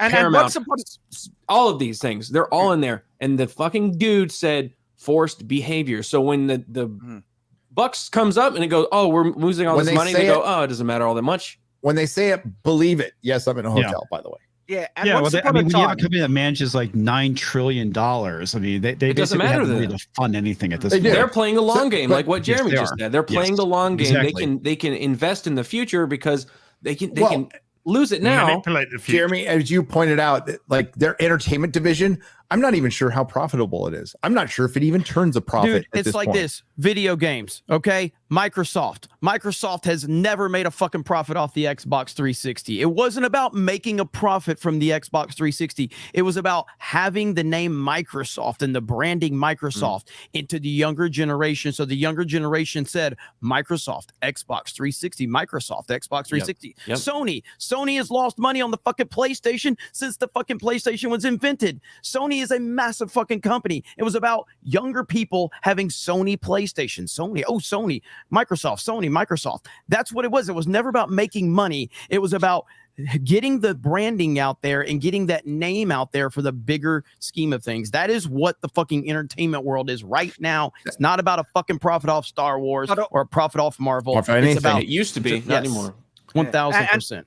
What's really interesting, because you can compare the then to the now, right? Where they just completely lost the plot. They think if they slap the title Star Wars on any crap that they'll just consume, and they did not realize that, no. It was the things in Star Wars we love, specifically the characters like Luke Skywalker. And back in the day, Hollywood, if they were ever going to pivot a franchise or introduce a new character or focus a new series around a character, usually it was based on huge, like the franchise needed to be super strong, and that there was huge interest in it. They would realize, oh, we got a big interest in it, and then they would already have something tested that people really liked. And the point of comparison I can think of is Hercules, when they introduced Xena. Xena came in on Hercules, and she was a huge character. The show got massively big, all interest around it, and then they thought, hey, this is so popular, we might be able to make a whole series around that. With Mad Max and Furiosa, Fury Road wasn't that huge, right? And then they decide to tank the entire franchise, remove Mad Max, and bring in a character that people didn't hugely love. Yeah. And they thought, oh, yeah, that'll be a success. It's like, are they losing their mind? The fundamental problem with the DEI storytelling, and that's what it is, which I'm fucking sick of. I wish they'd stop, okay? Is it destroys the past because the past is wrong. That's what most fans have a problem with. You know what? We'll give Rey a shot, but don't fuck over Luke and Han to do it, which they did. That's not where just the fandom got pissed. Sorry, not just destroy Gary, replace and say those ideas are wrong. Here are the ones that are the good ones. The thread, these, all these new characters. It's really it's disgusting, is what it is. It sucks. It is. And we see it, like Disney's doing it to, like, people have already forgotten about Doctor Who except for the hardcores of the hardcores, but they are at a race to the bottom right now with Doctor Who and Star Wars, like what they can, like, by proving you can kill something that's already dead, like multiple times. Again, you can kill things again. And the fact that they're happening like back to back, and we still got like a couple episodes to go. There's a new Doctor Who episode tonight. I've caught up. It has gotten so much worse.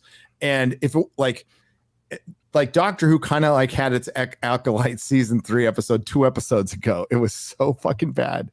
So Disney doing a great job, bang up job right now. They have 2 shows that are under 30% audience scores that were 2 of the biggest franchises in the world. One was the undisputed biggest franchise, intellectual property in the world as far as cinematic franchise goes. Well, apparently Russell T Davies admitted that the ratings aren't where they want to be. So he's admitting it's failing. Oh, no, the way he really danced around it. He said, the ratings aren't where we want them to be because we always want them to be bigger. But this has surpassed all the goals that we set for this. Go fucking figure. Oh, I'm sure it did. By the way, the next having series, Doctor kiss a dude. But he says, by the way, the next series, 15, which has already been filmed, hasn't yet got the go-ahead. Really? Yeah. Wait a minute. Wait. So they commissioned 2 seasons, but they haven't given the second one a go-ahead. That's hilarious. Oh man. Well, not yet, but it's been done. It's been recorded. We've seen it. We've seen the filming of it. Well, we saw what happened to Willow. So this is what happens when you get involved with Disney. This is why we need creator-led products again. Yes. Because we need to remove product from corporation and put it back in the hands of creator. That's where we need to be, because creators care about their product. Creators care about the characters that they're building, the world that they're building, the logic behind it, the development of them. That's why George Lucas is so loved and Kathleen Kennedy's a dumb fucking bitch. Yeah. That's why Leslie Headland's a stupid fucking lesbian, and all she says, I'm a fucking lesbian, look at my space lesbians. Nothing to say, but one thing she has got is $180 million of somebody else's money to fucking piss away, and she doesn't give a shit. She gets money for the writing, she gets money for the producing, she gets money for sticking a fucking wife in the show because of nepotism, she gets money for all this kind of shit. Don't care. Get them out of there. Get these IPs. Fuck them. They're dead. Star Trek, dead. Doctor Who, dead. Star Wars, dead. Pick one. Pick any. All fucking dead. Creators, rise up. Make your own stuff. You can't say it's too. You can't do it this days. Yeah, you fucking can. Yeah, you fucking can. Every single time somebody says you can't develop something nowadays, it's so difficult to get in front of people. You've never had a better opportunity to get free fucking marketing due to the internet. It is the best fucking chance you've got right now. A few years ago, our cinema's dying, horror's dead, nobody's doing anything. Blumhouse comes along with $1 million fucking dollars and fucking destroys horror again. Fucking puts it right back up. Now, what's one of the biggest genres that are making a comeback? Most horror. profitable. Yeah, the most because profitable everyone's genre is saying horror. Low fucking budget. People are always wanting a scare. If you get a nice little niche, boom, profit. Corporation, why? Why the fuck in fuckity fuck would you give $180 million to some unproven fucking twat who fed fucking women to a rapist to make a Star Wars series about fucking lesbians? It's insanity. She did Russian doll, but she did Russian doll. We need to push a narrative. We need to push this. We need to include this. We need a fucking man as a witch. We need all this dumb fucking shit which everybody in the normal fucking world is sick of. There is a world where Jedi lesbians would work. Okay, it's a much shorter product. It's still porn. and it has a much lower budget, and it would be great. And you could sit there and go, the power of one. the power of two, the power of many, and get him in there. Thumbs up. Yeah. You fucking use that lightsaber, bitch. You know, to bookend what Az is saying, though, someone on Twitter shared, and I forget who it was, but the budget for one episode of Acolyte was equivalent to the entire budget of Godzilla -1. Is that no, accurate? higher. It's $2.5 million per episode. And shout out to Valiant Renegade.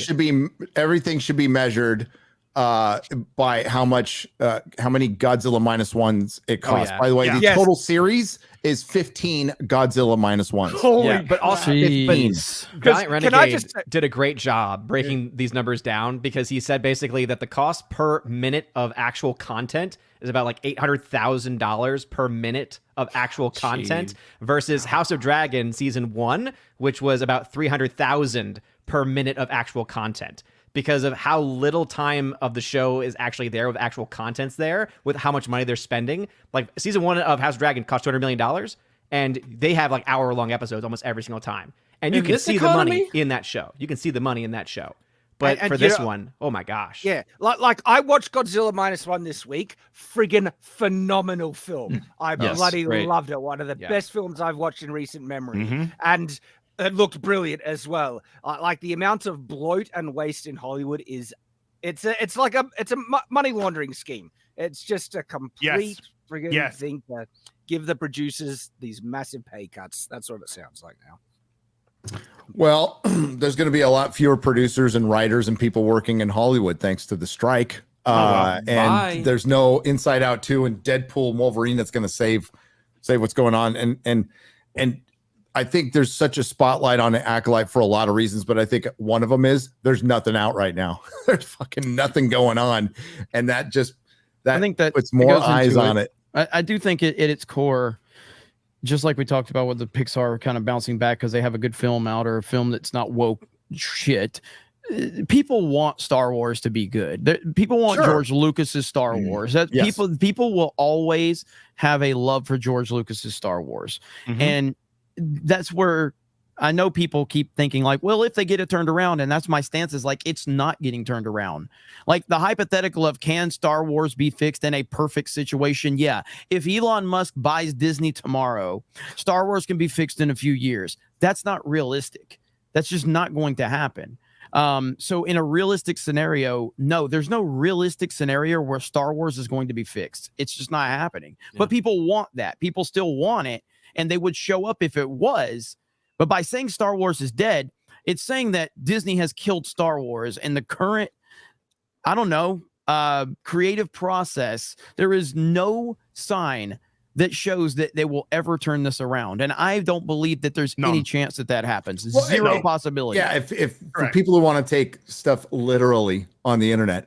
So the IP as it was is dead. So the reason Disney paid billions for it is it had a built-in audience, and they thought they could just print money forever. And they could have. Signs were good in the beginning, and then they got fucking full of themselves and thought they could fundamentally change the brand that Star Wars, that George Lucas created, into something they want. They took a male brand and mutated it into a female brand, and it will never work. It's putting a square peg into a round hole. So it will never be what it once was at its absolute height, and it won't be what it was with The Force Awakens, which was a third wind that no franchise gets. It'll never be what they wanted it to be. It is now just a category on a fledgling streaming service that has yet to turn a profit.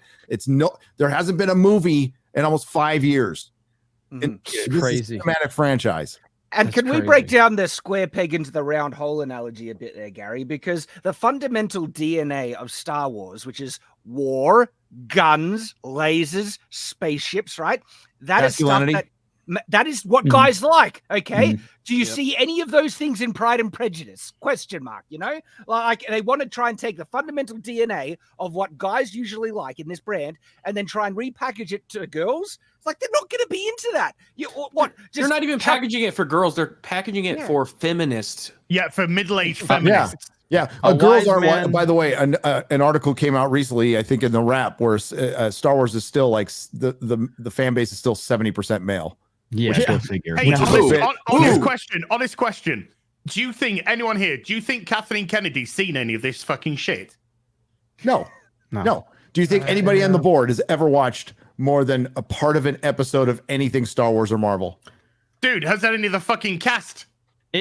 Solo, no, obviously Solo not. got like 90% done before she realized someone was wearing a MAGA hat or something and blew up the whole fucking thing. Like, what were you doing? She's 90% done, and she's like, "Oh, that guy voted for Trump. Oh, get the whole project over with." Like, I mean, how do you let that happen? How does it get 90% done, and then she realizes something's not going the way she wanted it to, and so she blows the whole project up? It's absolutely insane. But a wise man once said, "Turning Marvel and Star Wars into girls' brands will be one of the costly." What exactly? What's your tweet, Chris? One of costliest decision in cinematic history. That's right. That's right. That ruffled a few feathers when you tweeted that one out. Ruffled a few. It's a fact. Star Wars is a male brand. It still is.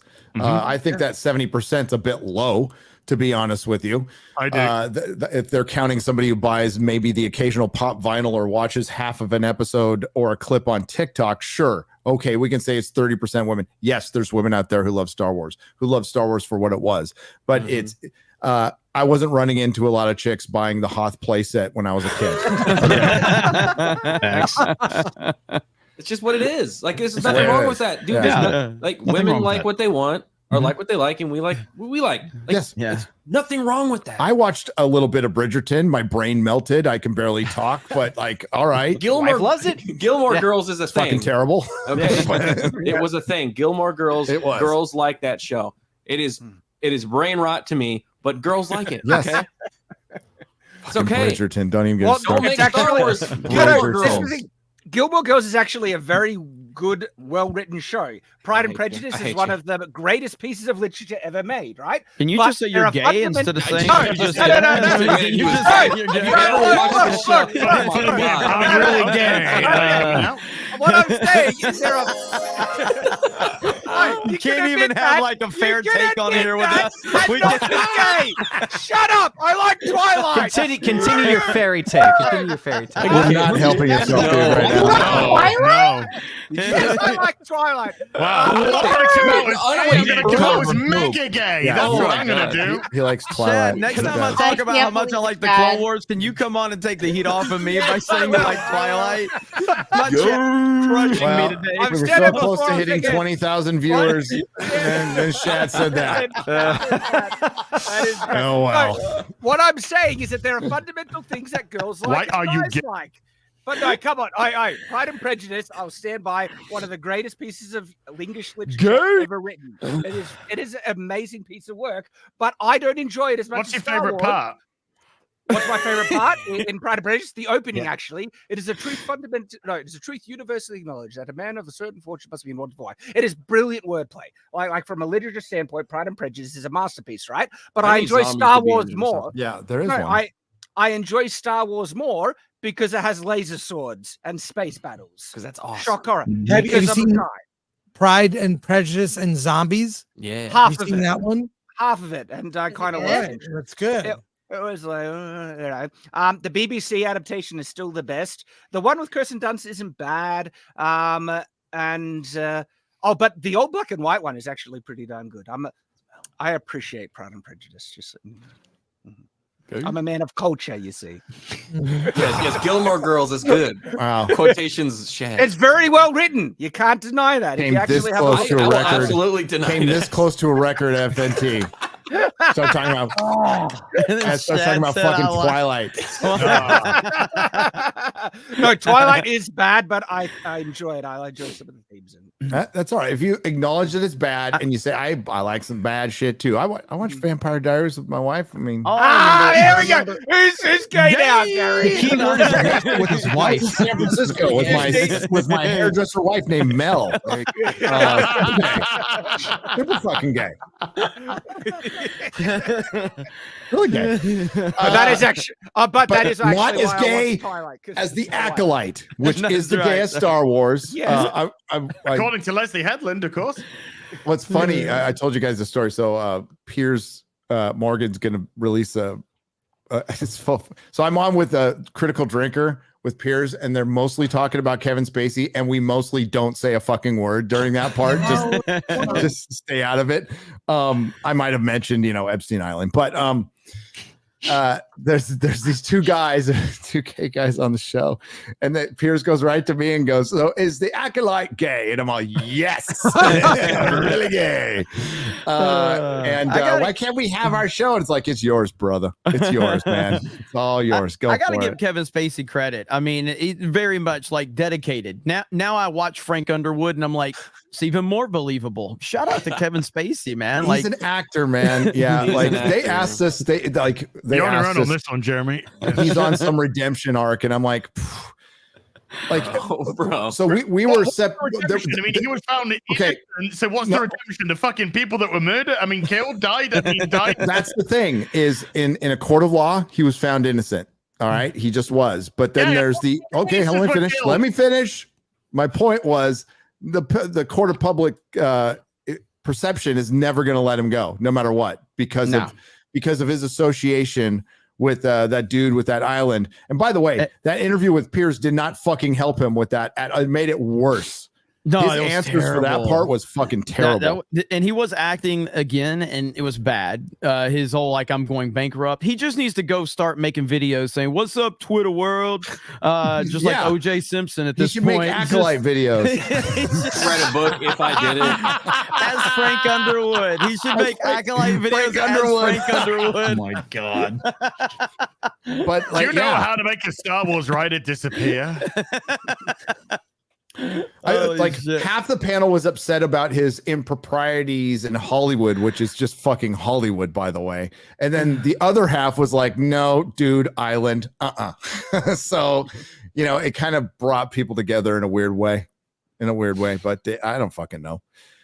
He's broke. I know that. And it was an interesting interview. But for a minute, by the way, I don't believe anything he said. I don't believe a fucking word he said because he's an actor. He's a great actor too. Yeah, he's a really good actor. He's phenomenal. He actually is a phenomenal actor of a once in a generation actor. Yeah, absolutely. He's up there with the greats.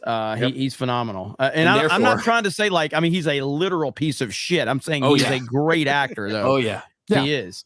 Unlike Mark Hamill, who's also a piece of shit, but not a great actor. A fucking terrible actor. And the rumor was Jar Jar thought he was a terrible actor too, and just kept kicking the Mark Hamill can down the road till the end of the movie. You gotta stop. You gotta stop, man. You're making JJ sound good when you do. I know.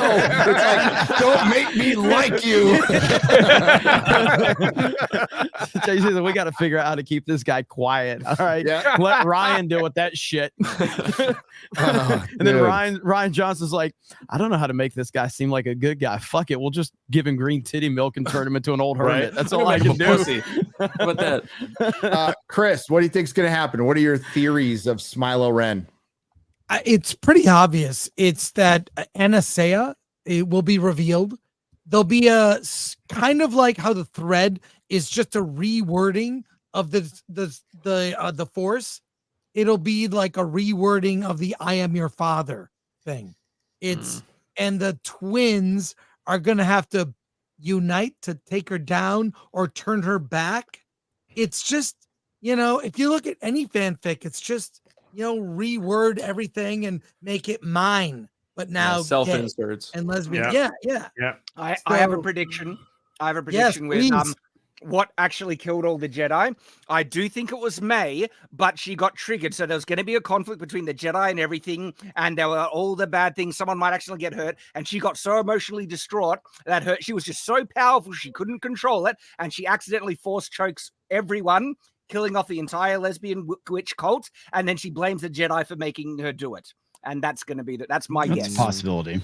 I think it's clear that Smilo Ren's a woman, because they keep referring to Smilo Ren as a he.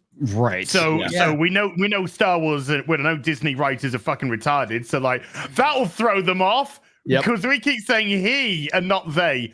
So it's definitely going to be a woman. The Jedi killed all the witches somehow, some way in the same spot with no injuries, which will be revealed in episode 7. The girls will be they will team up and become the heroes. Sol will walk on a lightsaber at the end to make up for his part in all this. Yeah, he'll make up for his masculinity. Yeah. And whatever do some Korean barbecue. Brown Boy Summer will give his lightsaber to his Padawan and say, "You are now the master." Yeah, Jenny Nicholson will take over the Jedi Temple, and Chris, I think you're right. There will be a character that goes, "I am your mother." Could you imagine the videos we're gonna get out of that one if it happens? Fucking yeah! I am begging you to do that. I am begging I wouldn't put it past them to have a. I'm praying to the internet gods for that one. Yeah.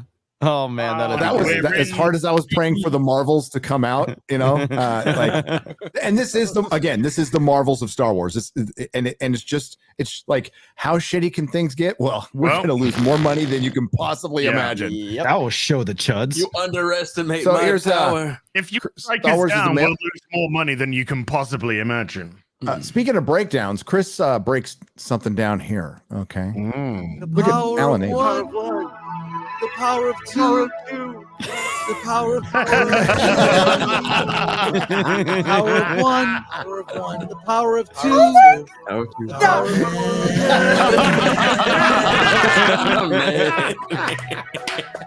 No other collection gives you the feeling of pure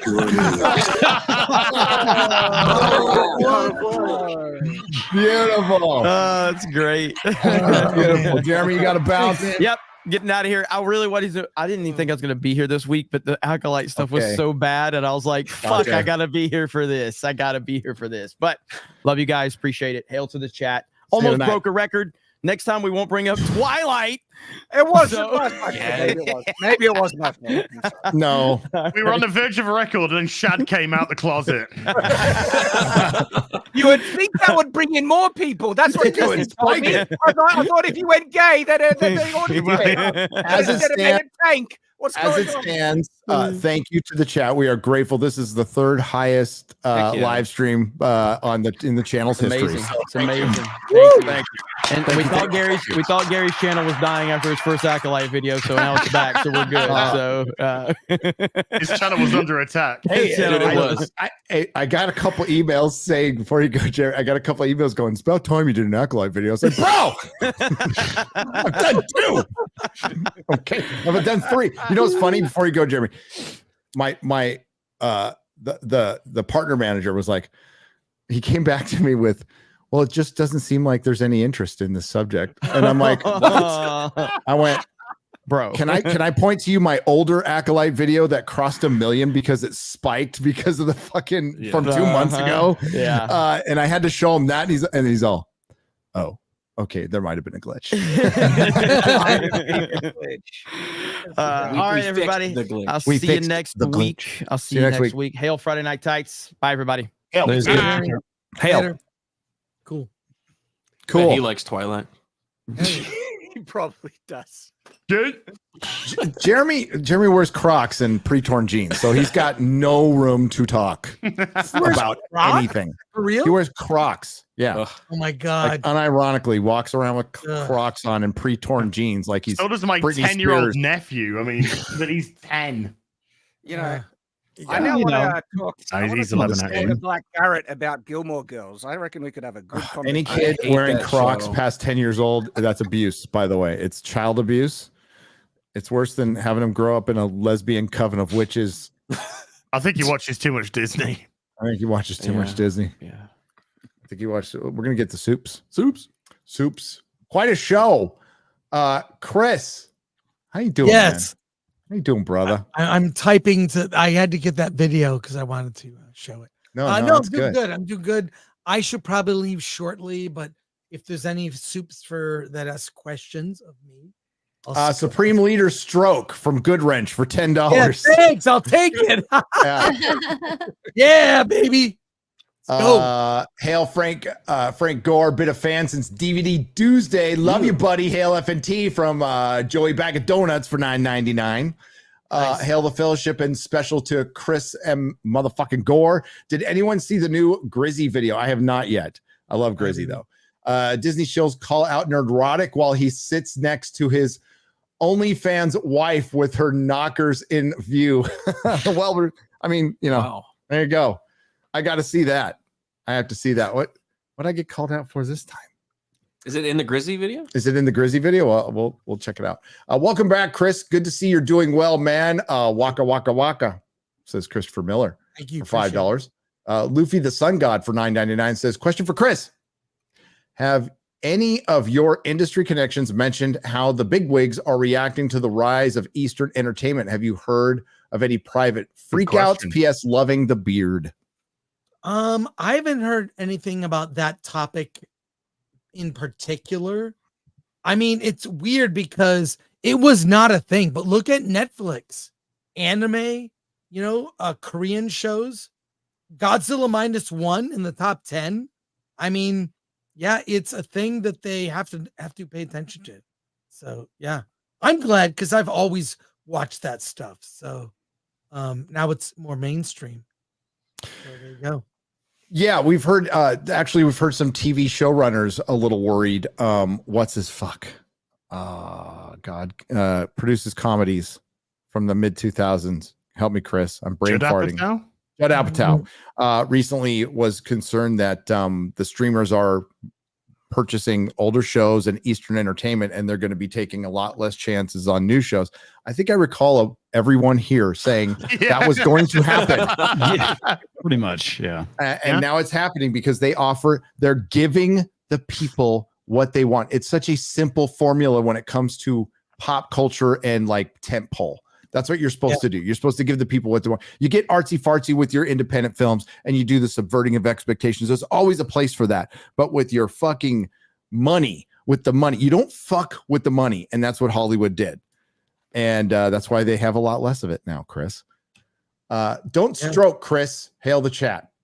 Said this is not the account you are looking for $4.99. So there you go, Chris. If you need to bail out. Yeah, I should probably get going, but want to leave it with this. I'll be watching Acolyte to the end. Yes. I want to ride this like Thelma and Louise. I want to ride it off a cliff. Off the cliff. That's where I'm going.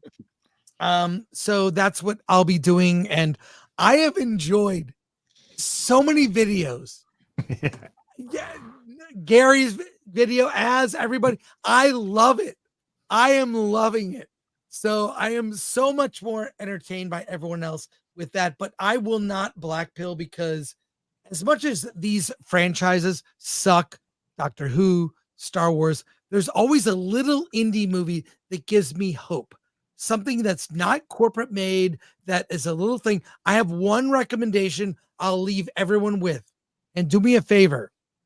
If you go to see this movie, do not watch the trailer. Don't look up what it's about. Just rent it, whatever, watch it, and DM me or whatever. Let me know what you think. It's called The Coffee Table. Oh, God. Jesus Christ. No, wait. Garrett, I don't know say what this anything. is. No, shut up. Don't say anything. Go watch it. It's called The Coffee Table. It's a Spanish film. You will be traumatized in a good way. It's an amazing movie. That's all I'm saying. So quiet, Garrett. I don't trust you now, Chris. I don't trust you. Yeah, I don't trust you. Go watch it. He said you were going to be traumatized. He told you. Look, you trusted me with RRR, which I haven't said in a long time. Yeah, RRR. But you trusted me on this movie. It's about a coffee table. That's all you need to know. And what? You guys? Isn't that Human Centipede or something? No, not necessarily. No, I would not. It's just a really good movie, very riveting. I don't want to say. Okay. You said a lot more about House of the Dragon. Yeah, House of the Dragon. You know what? I'm dying to watch you Sunday night. Well, I will. You. I'm stepping out of my event for Sunday night to do the review with Ryan and Mahler, and I'm looking forward to it. But thank you, everyone. Love all your channels. Love you guys. I love the chat. Appreciate the love. Okay, you can rent it on Amazon. Yeah, it's cheap, like $3, $4, whatever. As DM me after you watch it, please. Okay. You can also watch 1992 space movie on YouTube for free. Yes. Yeah, you can. And I never thought to watch it until Real BBC, and like while Az was doing a rant, I watched like 10 minutes of it. And okay, it was 5. I exaggerated. Holy shit, dude. What the fuck? It was a fever dream. Definitely don't watch that. Chris, thank you very much, man. Thank you, man. Subscribe to Film Threat, and I'll see you on the other side of Acolyte episode 4. Can't wait. Can't wait. Well, we're doing a nooner. So all right. Oh yeah, we are. We are on Wednesday. All right. Yes. So long, gay boy. So long, gay boys. Chris Gore, ladies and gentlemen. Frank Gore. Frank Stroke Gore has joined us again. So long, gay boys. He's just gone. He's just gone. We're gonna get super chats now. Legalized Adulthood has gifted 40 Nerdrotic memberships. That's damn, dude. That's $200.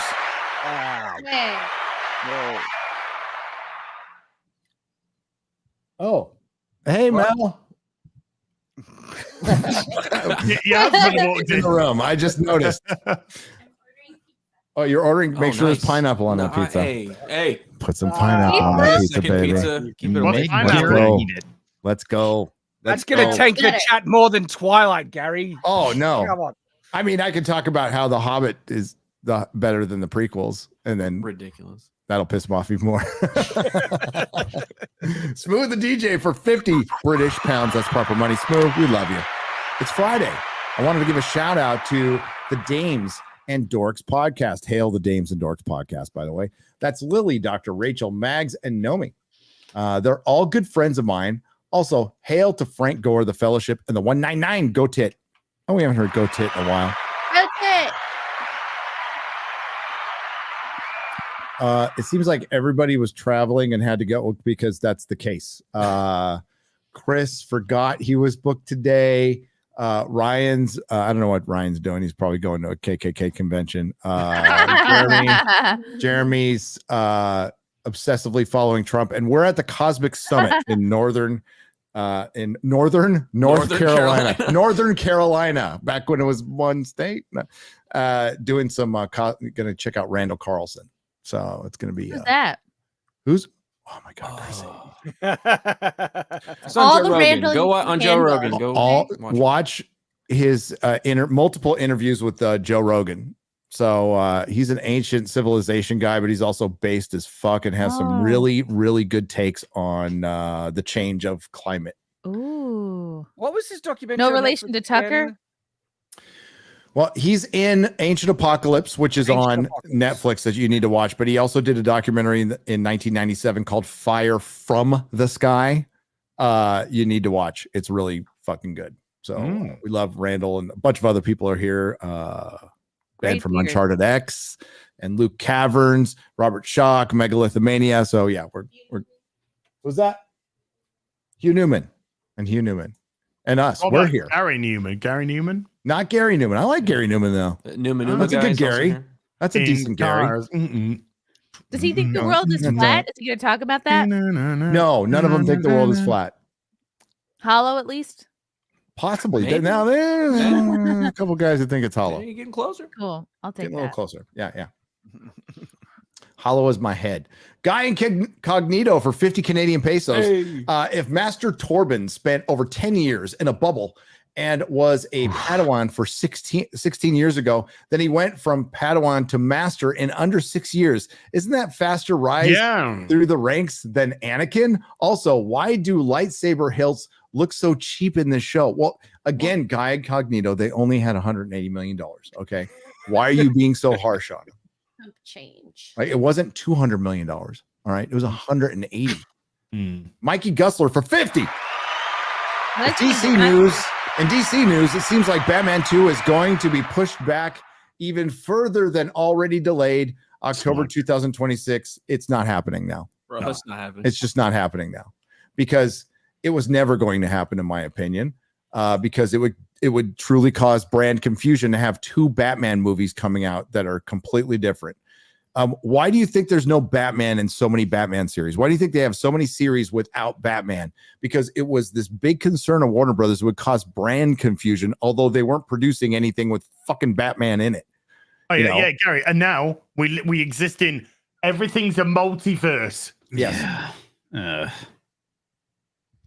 So if they were smart, they would take the Batman and turn it into a TV series, but they're not. And Robert Pattinson, Sparkle Boy, just ain't the Batman that everybody wanted him to be. It was fine. Love the costume. costume. Terrible.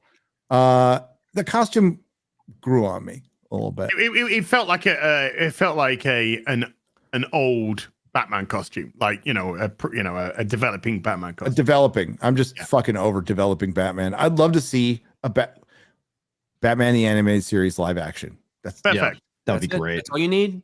Yep. But we're talking about a world where they can't make a Blade movie.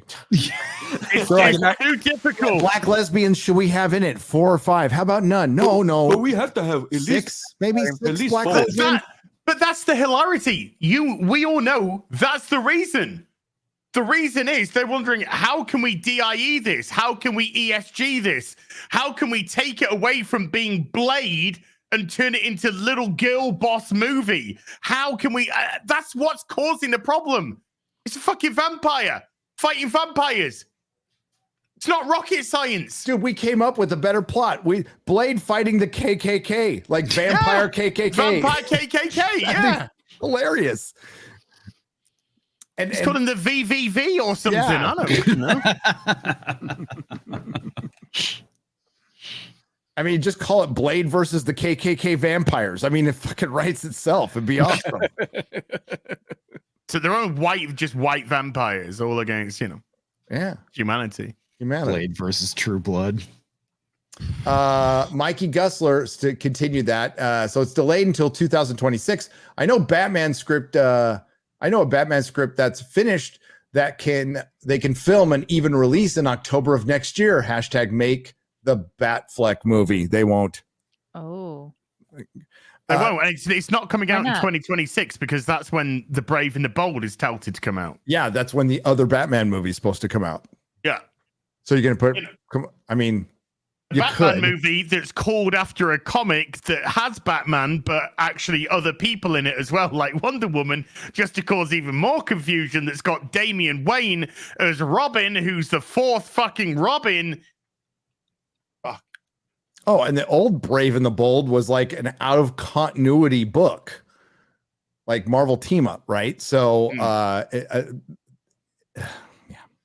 yeah, exactly. Yeah, James Gunn. Wish you luck, buddy. Get these instead. Good luck, buddy. By the time he actually releases a superhero film, they're going to be done. So yeah, Ryan for 50 British pounds, proper money. Thank you very much. Thank you. Anyone else feel like taking a shower after the 3rd episode? Yeah. I endured every terrible Disney Star Wars show. I have to, but not the good one. I skipped the good one for some reason out of morbid curiosity, but this episode broke me. I can't do it anymore. Yeah, I heard Drinker said he was done in his video, and I'm like, do not be done. Will, look at me. Do not be done. No.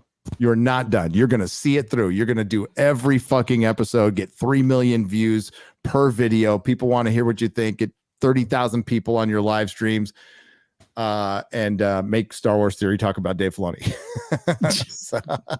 Dave Filoni. Dave Filoni. Filoni baloney. Dave Filoni. Good God. Hey, Gary. I was shocked to hear he was married. What? Do you see who he's married to, though? To a Yeah. man? Yeah. I'm not convinced that what he's married to ain't the man. But that book was going for big money for a little while. That's first appearance of Dazzler. Yeah, it is. Big money. Speculators thought that Dazzler was going to be played by Taylor Swift. Apparently, that's not the case. Hey, Gary. Yeah. Since we're talking, I got that. Yeah, we saw it on Real BBC. Oh yes, we good. did. Good shit. My uncanny stuff came in. That's good. That's good. It's good. All the what's this little cover here? What's this little? Oh my God! You just bent it. Oh God, man! I bent it. Is the light on there? Stop! Just stop hurting the comics. As those are good ones. I'll hurt you. Yeah. Emotionally. Ministry of Wrong Think for $49.99. Dear Disney. Dear Disney. If you're going to feature children on the eve of joining a lesbian cult, don't have them talk about eating space cream or spice cream later on. Also, we all know the subtext when Jedi Master Low Ray Tings says low ratings. Low ratings says nice. When I was 4, I knew I was different. Yeah. Low ratings. That was good. Low ratings. Arg, another name for $49.99. So episode 3 tells us that children raised without fathers are either violent or wash out of school, or both. Didn't expect such a base take from Disney. Interesting. Yeah. Interestingly, that explains Anakin Vader 2. Good thing Luke had Uncle Owen. Yes. Little black babies with no dads. I mean, with no dads. Yeah. Well, you know what? Doctor Who did that too. They decided to turn the doctor into a little black girl who's abandoned. Mm-hmm. Jim Watari has gifted 50 Nerdrotic memberships for $250. Jim, thank you. Damn it, Jim. Damn it, Jim. I'm a doctor, not a scientist. You did say ficus, right? Sure. Not George Floyd. Not George Floyd for 50. Oh, Alyssa, instead. You're so beautiful. You take my breath away. Oh, man. Wow. I like a compliment like I like a knee on my neck. Oh, man.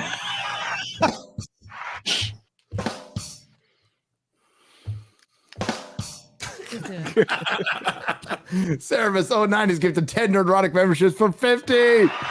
Hail. Phoenix Scribe for $50 says, I watched Disbrew and Az's review of episode 3, and dear Lord, I think this probably gave me brain damage. Thank you for all you do, because this must be hell to watch.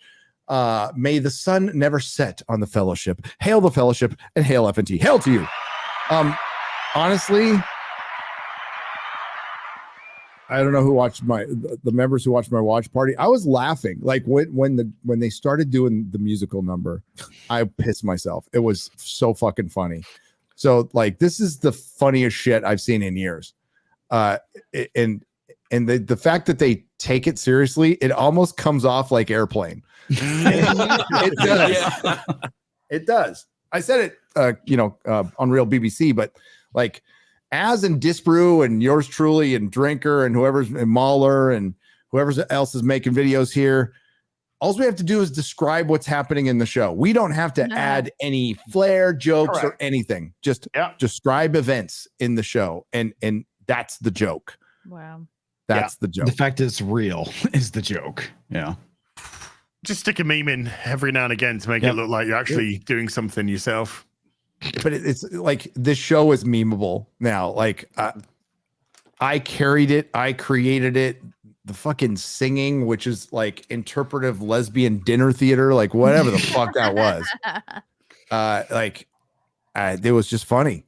The burning concrete, the instant flip to wanting to kill the sister for joining the Jedi. That was just retardation upon. You don't want to pick on kid. Like there's 2 little girls in it. You don't want to pick on. They're not very good. They weren't very good actors. Okay. No, they were not. Crying scene. Ooh. Kid actors are hit and miss. But I would blame it more on the directing and the writing because the adults fucking suck just as bad. So, I'm not going to pick on the kids. But yeah. Can you listen to the Eminem Houdini for 2 minutes? I am 100% sure you guys are going to love it. Or what do I need to pay for you guys to do it? This is Christopher. You need to pay for the use of the license of the song. They give us 500 Swedish krona. Thank you. But yes, we'd have to pay for the license of the song. $200,000. And this might surprise some of you. not a giant Eminem fan or an Eminem fan at all, like in any way, shape, or form. So Jeremy loves him. I think Houdini's fine. It's okay. Yeah. Did you hear Danzig? How fucking based he is, though. That was fucking awesome. He went out. There's a recording of him at a concert. He's like, he's with the Misfits, who are touring, and I'm going to see him soon. Nice. He's like, yeah, we haven't toured in 5 years because of that fake manufactured COVID. And it's like, oh yes, that's punk rock. Yeah, that's punk rock. So was he saying it though while it was happening, or just now that? No, just now. Now well, he was critical of it when it was happening. Yes. Okay. Him and Johnny Rotten, who are real punk, not these little. Yes, fucktards. You were going to say fucktards. I was going to say fucktards. You're going to say fucktards. Cini on the Streamlab side for 50. Hey, Gary and crew. I think the only solution to the current culture is to make our own stuff, and people are doing that. Absolutely. That's why me and my friend made a game. Awesome. It's called The Clash of Melodies on Indiegogo. That's The Clash of Melodies. Sounds cool. We're trying to tell a good story without any DEI nonsense. Free demo out now. So go to Indiegogo, check out Clash of Melodies. Good for you. Hell yeah. That's what we're all doing. That's what we like to hear. Yeah. You know, as was talking about it earlier, why is there YouTube? Why are so many people upset over YouTube commentary, which in the grand scheme of things can't affect much. You know, it's you that affect it. It's not the YouTube commentator, it's the audience that affects things. Some YouTube commentators might think they own an audience. We don't. We all share it, and we're all part of it, and we're not above it. Okay, we are part of the audience. And what has allowed the audience to become the media? The access media, the way they fucking acted. These shill critics, and the access media hates fans, I think, more than the people actually working in Hollywood. And a lot of them don't like fans. This might be a lot of people who work in the comic book industry don't like fans and haven't liked fans ever. That was one of the kind of disappointing surprises when I first started in the comic shop and I got to know some people. I'm like, oh God, they really fucking hate the customer. Fuck you, and that's one of the reasons I stopped having artists come over and sign. I just have no fucking time for these pieces of shit who had no appreciation for the customer. So so I'd like to thank the access media, and it's allowed you to become the media. We are the media now. So I am the captain now. Andre CR on the Streamlab side, 3 parts for 69 for 69. Woo. Good old days. How's he doing, by the way? I think the only reason he's famous is because Jeremy puts up the beer to shame. Right? Yeah. Right. I don't know what he's doing. College boys? Butt stuff. Butt stuff. For sure. You know what's weird about the setup in here? Like Garrett's behind me, but the way when he talks in the mic, it sounds like he's talking right behind me. He's like, I had the whole show thinking like Garrett's like right behind me talking like this. It's so weird. What I don't get is that on Streamlabs it says Garrett is muted, but I can hear everything he says, so I don't know what's going coming on. through Gary's It's mic. coming through my mic. Okay. Yeah. I hope it confused you the entire show. The whole time. I thought it was Black Man Magic, but anyway. Oh, yes. It is. Yeah. it is. Black Man Magic. But at least you weren't muted for an hour and didn't notice. Chrissy.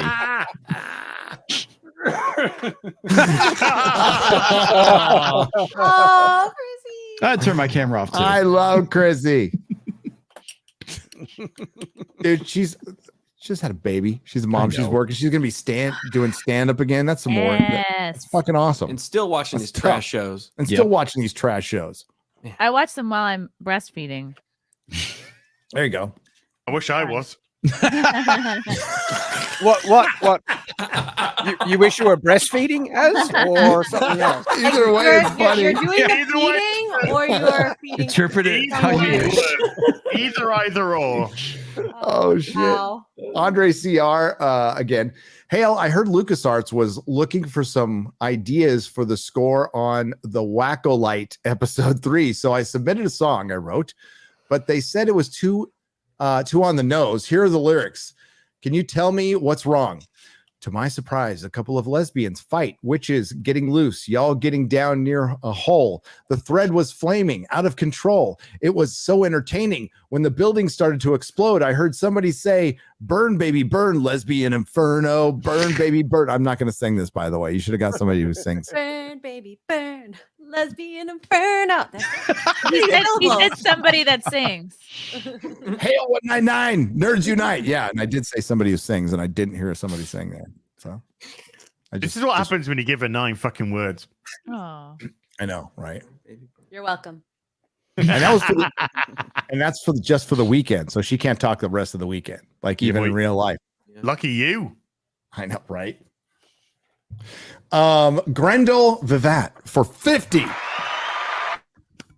Women who unironically call themselves witches complain about being persecuted as Darksiders because their abilities are considered unnatural, which is copy/pasted from Palpatine in episode 3. Yeah. I'm supposed to feel sad that they're gone because why? I know, exactly. They're witches. Seriously, one of those witches takes control of a Jedi, makes his eyes turn black like he's about to have a seizure and die, but they're not evil, remember? These are the good guys. I know, and they're supposed to be the good guys, right? Screw off. After she told her party to not put down your weapons and everything, then she just...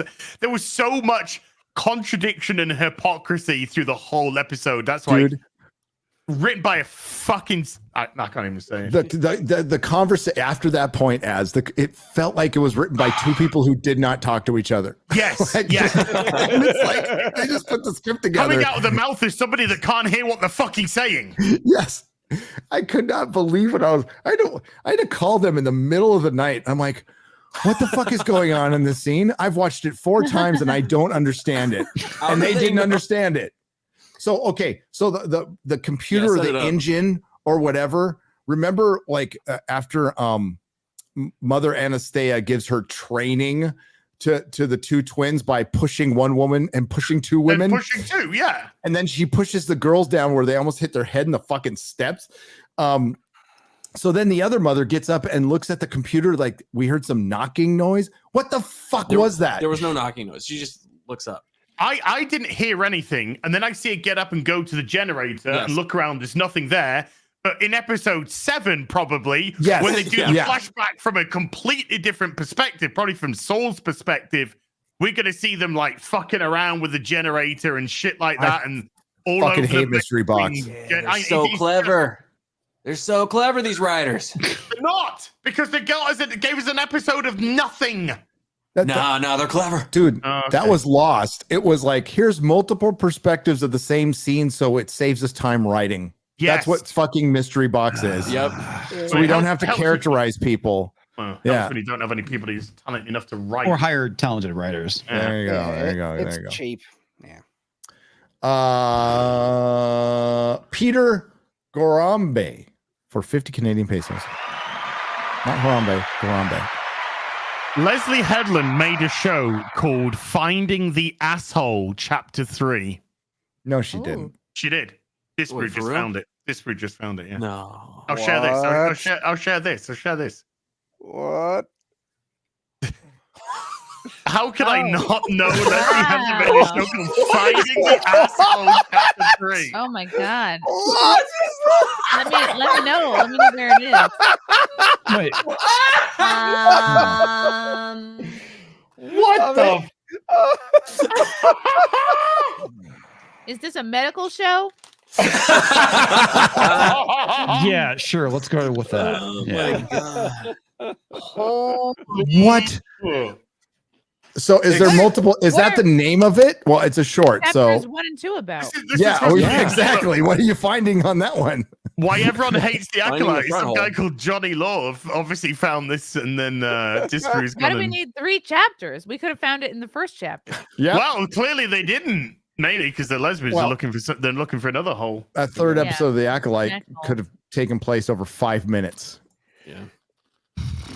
5 fucking minutes, and it went. That whole it flashback was, could have been 5 minutes. Yeah, that's all it should have been. Yeah.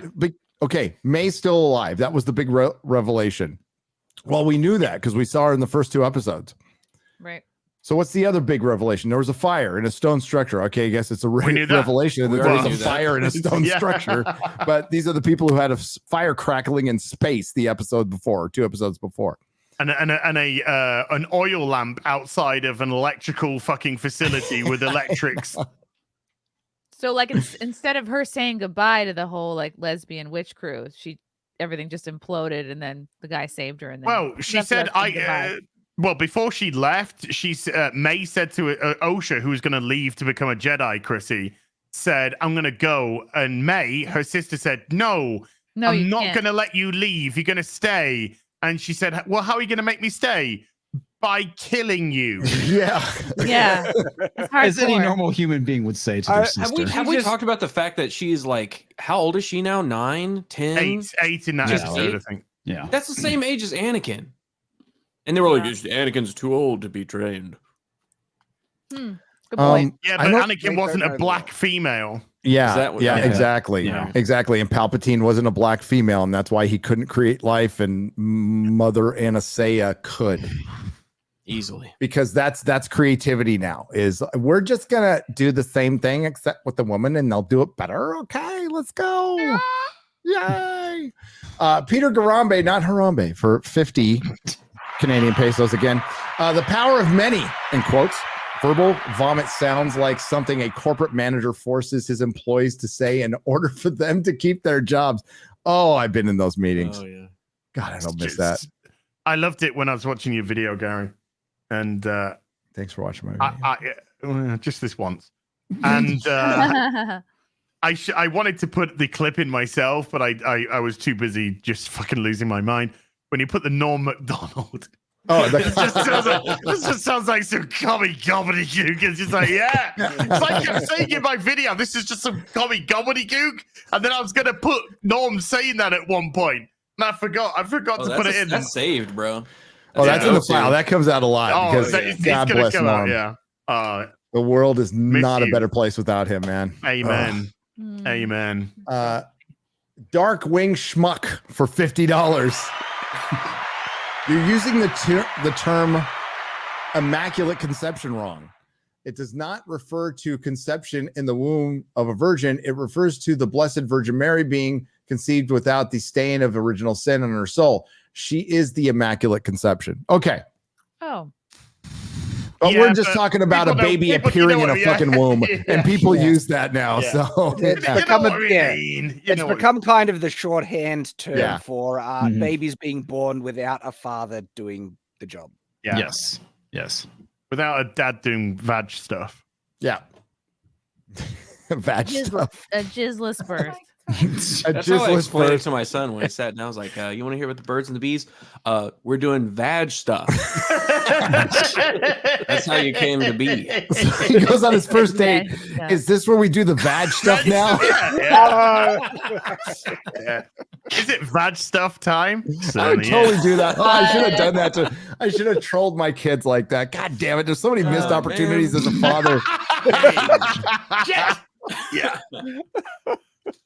Next time. What? Bitcoin Hundredaire? Hundredaire. Hundredaire. You spelled it right. I'm just retarded. For 50 Australian dollars, a Bitcoin Hundredaire. Well, I'm a thousandaire.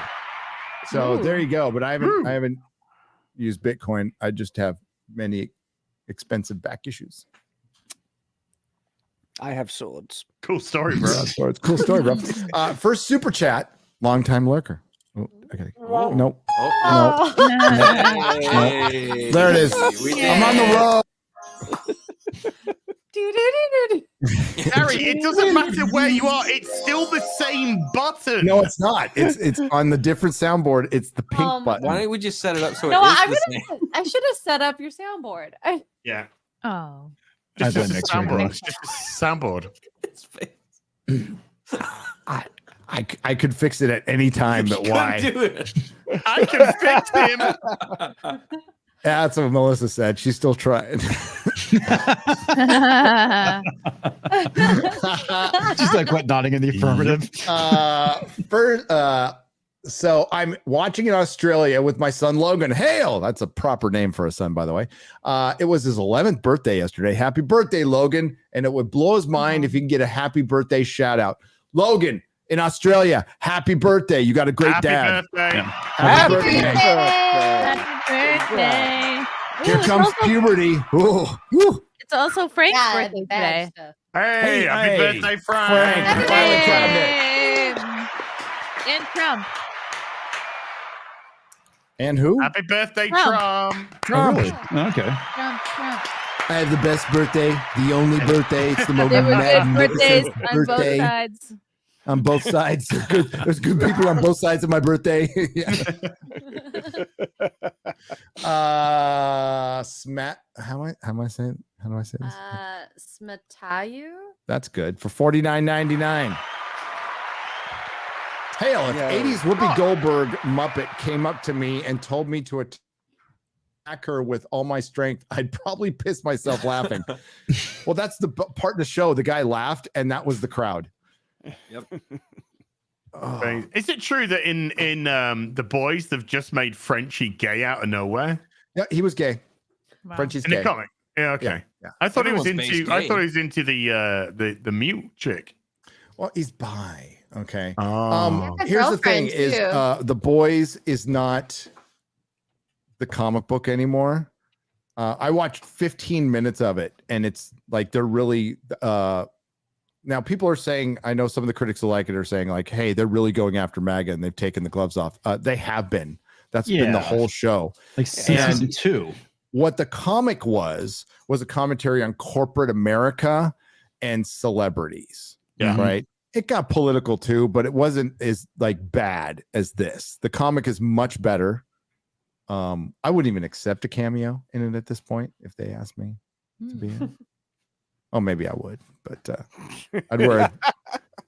I don't know. I stopped after season 2 because it was shit. Yeah, I stopped after season 2. When they did the quote unquote incel, the dude making memes is the bad guy, and then they did same fucking thing in Batman. It's like, oh, this is going to be Hollywood's new thing. Yeah. Oh, and they did the same thing in She-Hulk, which it became Hollywood's new thing. Yeah. And can we copy your homework? Yeah, that's all they do. That's all they do. And that's like saying the nerd in the basement thing. That's some fucking bullshit, because that's the bullshit the nerds have heard all their lives. And you want see the thing is, Garth Ennis hates superheroes. He fucking hates superheroes, like with a passion. And this was a way for him to get it out. Sure, he did like, Ghost Rider and Punisher, but he doesn't like traditional superheroes. Fucking hates them. And that's, Garth Ennis has done some great shit. Like, really has. Like, he's a great writer. But this show is and now belongs to, what's his name? Kripke? Eric Kripke, and he's been talking about being a huge Trump hater, MAGA hater at least since the end of season 1. Yeah. Well, and that's the thing is, like, even like Bill Maher is fucking idiot, but to his credit, recently came out and said, like, I'm just, you know what? I'm not going to fall for this bullshit anymore. I'm not going to hate people who support Trump. That's a pretty normal thing to say. I do not trust him. Bill Maher. I don't fucking trust him, but him saying it publicly. Ryan Seacrest smile, mate. But him like saying it publicly, that's whoever's behind saying it, that's the right thing to say. It's like, you don't have to support the president. You just don't have to hate the people who support him. And that's what I think Hollywood lost their way a lot, because they hated Trump, but they didn't understand that it sounds like you hate the people who hate Trump. And now they do. Like, most of them do, by the way. Let's just not be real. And that again, that has hurt their overall brand. That's why people are just going to other places for entertainment now. And it couldn't happen in the worst time possible, because they were on their way down anyway. And they just made it go a little bit faster. A lot faster. The Gina thing, she went to court, and Melissa was reading me some of what was said in court in the Hollywood Reporter, and I was just screaming because I don't think it got brought up. They were talking about Disney's First Amendment right as opposed to Gina's First Amendment right. Yeah. And the one thing they weren't bringing up was Pedro Pascal calling half the fucking country Nazis and Confederates. Yes. And it was fine. That was totally okay. But what Gina said, that'll probably come out in court, though. That'll probably come out in court. I think it will. I think it will. And no decision was made, but at least the judge said, like, because Disney wanted it thrown out, and the judge was saying, like, no, I actually think we should go to Discovery, which is all I want. That's what Elon wants. That's what Elon wants. Is that where we're at? Is it actually going to Discovery now? She's making a decision. There's no decision has been made. I know the Daily Wire ran out with a headline that wasn't true, but no decisions have been made as far as I know today. Correct me if I'm wrong, chat. But so are they past the settlement phase, or is this where it's going to reach? No, it's just getting started. Yes, this is the beginning. The only thing that I think would stop it is if Disney basically writes this judge a fat fucking check and slides it over to her. That's the only way it would end at this point. Because they could offer her just a load of money to try and avoid this. But if you get caught doing that, you go to do a load of prison time. No, settlement. I think it means no. I thought you were talking about writing the judge a check. I think they'll settle. It's just, will Gina settle? Well, I don't think Gina will. I don't know. I mean, Gina don't need the money. But is part of the condition of Elon funding it that they proceed as opposed to settle? That's a good question. That could be. We've seen past lawsuits get given up on, and that I wouldn't funded. Funded, yes. I wouldn't begrudge Gina if she did settle. It's a really crappy process to try and go through all of this, and it doesn't benefit her though. But if she does, whatever she decides, I'm good with. It's her decision. I wouldn't begrudge her. I would like to see her take it all the way to stick it to Disney. Sure. But if she got an apology, that's going to be, I bet, part of it, and they will never, ever do that. Ever. If you settle, you're settling on the grounds that you're not admitting guilt. Yes. Remember. It's just make this go away. Here's some. So there won't be an apology. If they settle, there won't be an apology.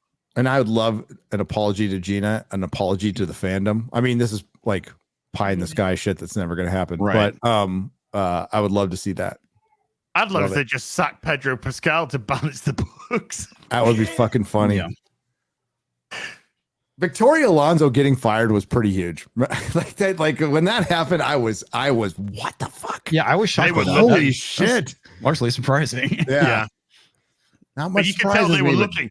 They looked me for a way to get rid, and they used the technicality to do it. Look at her interviews. You could just tell behind the scenes she was just the worst. Oh god, she was fucking terrible. BJ called Namor. She would just turn it to Namor, which turned it into. Just shut your fuck. This is what, as Ricky Berwick said. Why do women ruin everything? That was a fucking funny clip. That's so good. Oh my god, Ricky Gervais is speaking of Ricky's. His beauty and influencer videos have been so fucking good. Ooh, people say, Ricky, why have 2 baths a day? Isn't that like a waste of water? Well, no, shut up. After I have a bath, I send the water to Africa.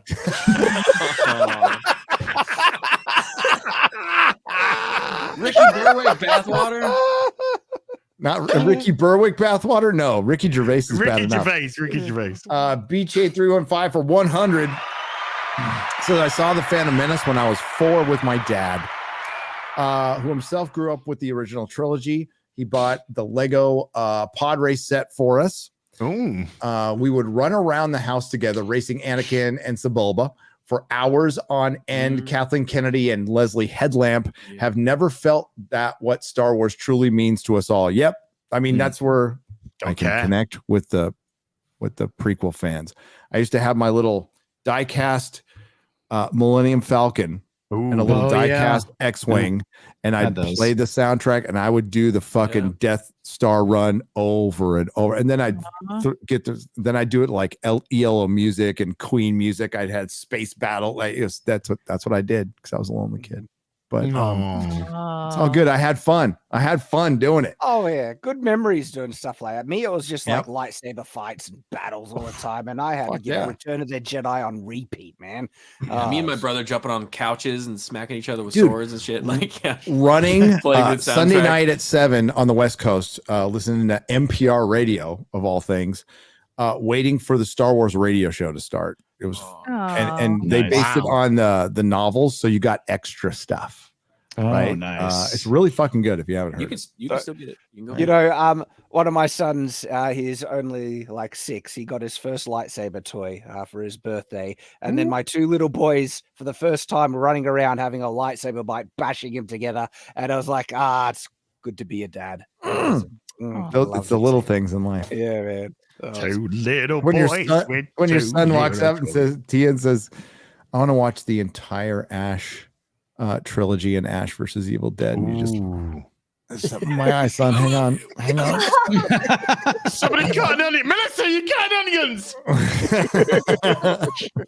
It's those moments. Yeah. Yes. Sent a super chat from 18 stories above you. Oh, WG. Oh shit. WG. What's up, WG? For 50 says gravity should ensure it gets to you even faster than normal. Thanks, brother. WG. He's here. We have insert name here. 199 is also in the building. We saw him at the elevator. So hell. Raging Rhino for $79.99. Biggest Dave Filoni fan out there is Raging Rhino. Just so you know. Did you know that? That was Ryan. I want to tell how many people do we have left? That's a lot of people. 15,761 people. I want you to all know that Raging Rhino, great channel, Australian dude. Represent. Yeah. Sorry, just had to say loves Dave Filoni. Loves him. I'd love to see your reactions to my 1-minute review of The Acolyte. I DM'd it to you, an X-Ray Girl. I promise you won't get hit for any of the music. Please enjoy. You want to grab it? Yeah, I saw it. It's pretty funny. Okay. All right. So we'll read the last one and we'll watch that. Raging Rhino. Big Dave Filoni fan. Old timer for 200. I hope this helps heal the gaping mental wounds from you from all this woke Disney agenda. May the thread be with you. I think I threw up in my mouth a little bit saying that. Keep on keeping it real, my friends. Thank you, old timer, for the 200. We appreciate it. Just don't even joke about it, man. Come on. Got that up there? Yeah. Ready to go? Fucking thread. I'll take that thread and fucking garrot them with it. The fucking stupid cows. Agent 47. You better. Yeah. Put a chick in it.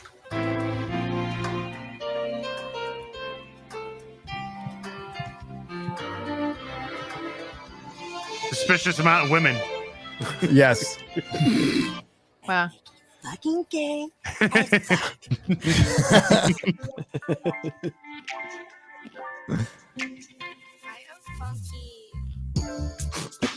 Make it fucking gay as fuck. I need to watch that again. Jesus Christ. Dude, the music makes it worse. This is Star Wars to now. a T. This is it to a T though. Oh, that's a dude. That's a dude there, by the way. You're right. That was a dude. Yeah. Has nose. He has a radar for these things. I got my gaydar went off. Penny.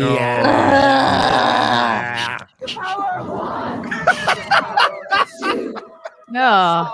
That's so embarrassing. It's like that camp that went viral. What?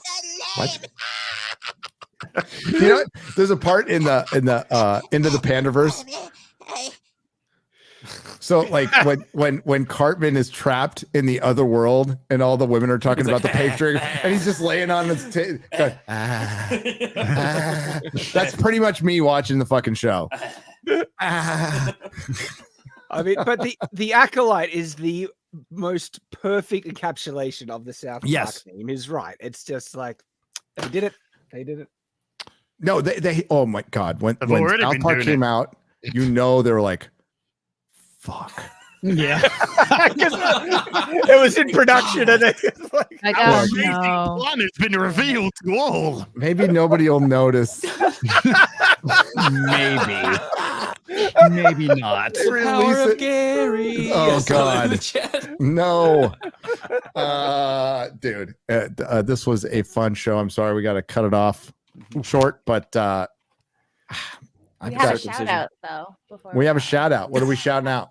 Salty Nerd Podcast. Salty Nerd Podcast. Mhm. Oh, their studios, their podcasting studio. Yeah, What- dude. Give me some like I reminded That you was like a this jump 2 scare weeks for Gary. ago. And well, I'm like, what the fuck is she talking about? Oh, yeah. So they have a podcasting studio in Las Vegas and it's doing pretty well. We've done shows from there. We will do shows from there in the future. They also have a great podcast. Go check them out. But Great people. They're our buddies. They're our friends. That's why we're shouting it out. So we could probably put the link to the website. Also, if you've been there, give it a positive review if you had a good time. If you didn't have a good time, don't review it. Just kidding. But no, Matthew Kadish and the whole crew there. They're awesome They're people. wonderful. They're wonderful people. So we're gonna get out of here. I'll do a square up in the next couple days from this hotel room. We have an office. We have they gave us a whole room to do interviews. So hopefully we'll get Randall Carlson and we're gonna do a bunch of interviews that we'll post on either on Nerdrotic Live over the weekend. We're gonna do our woo-woo ancient civilization stuff and have some fun before House of the Dragon, which I'm now a little worried about, to be honest with you. That sucks. Fucking A. Well, I mean, listen, some Game of Thrones seasons started out kind of mellow and they ramp up. So I'm rewatching season 1 and it starts a little more quiet and it ramps up by episode 3. And so I wonder if that's kind of what they might be doing as well. Yeah. But there's an event that they can't go soft on. I'm just going to say there's an event that they cannot go soft on. And if they do, it's kind of, oh, well. All right. What do you got coming up, X-Ray Girl? Cosmic Summit. Subscribe to Nerdrotic Live. We are almost at 100K. Yes. We're going to put out some videos there that we, from the interviews and whatnot. Yes. All right. What happened? Are you okay? Yeah, fine.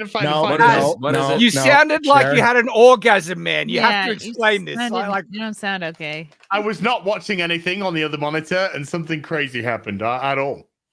Okay. Okay. Are you watching that coffee table thing? No. Okay. Don't watch that now. Is it porn? What do you got coming up, Garrett? I no idea. Cosmic Summit, we're here right now. We're gonna make videos. We're gonna go subscribe to Nerdrotic Live. I'm just saying the same thing that X-Ray said. I do a show called Normal World. Dave Landau. Tuesday, Wednesday, Thursday. Go check it out. All right. Stay in your proper place behind me about 10 my feet. praise. Wow. Right in your place. Comics, what do you got coming up?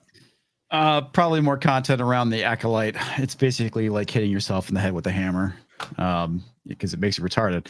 On that, streaming as usual. Fun. Yeah, it is fun.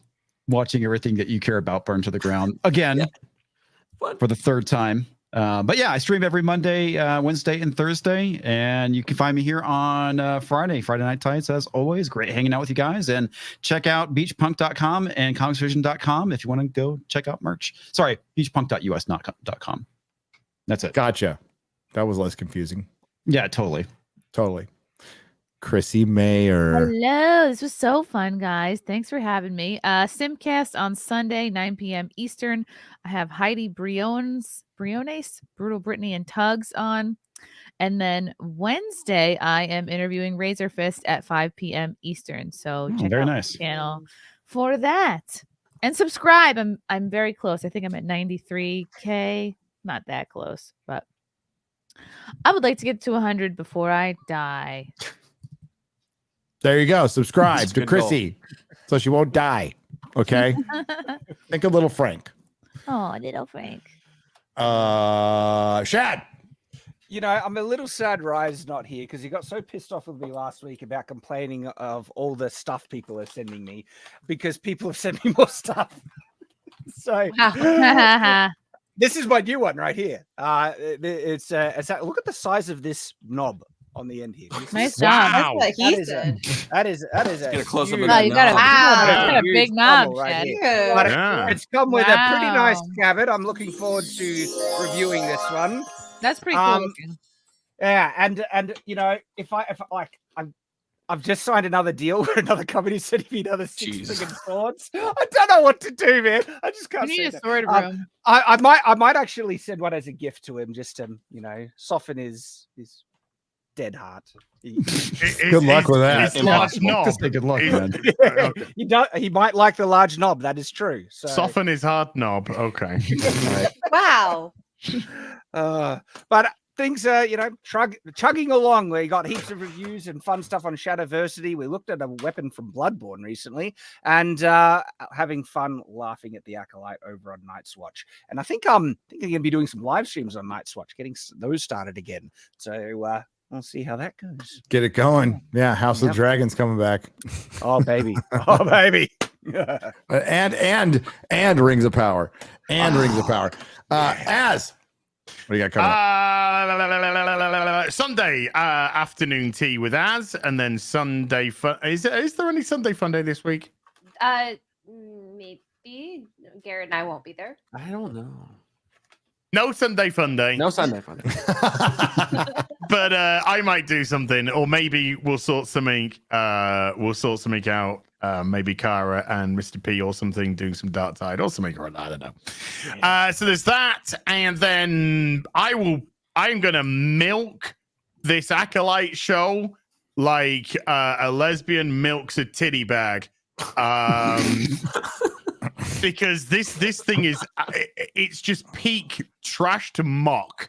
This is the exact point in history where we need to all collectively point and laugh at this absolute bullshit, which is costing hundreds of millions of dollars to make. It's never been a more fun time to do this. Shame them, mock them. This is absolute trash of the highest order. And Wednesday, Ripping the Seal back on Eric's channel this week, and Real BBC is going to be on Gary's channel. And yeah, I'll be. It's happening. I'll be traveling, but it's happening. Oh, okay. We'll be definitely doing the show. Yeah, I'm just gonna take my time getting home, dude. Dude, the drive out here fucking sucked. Everything about it sucked.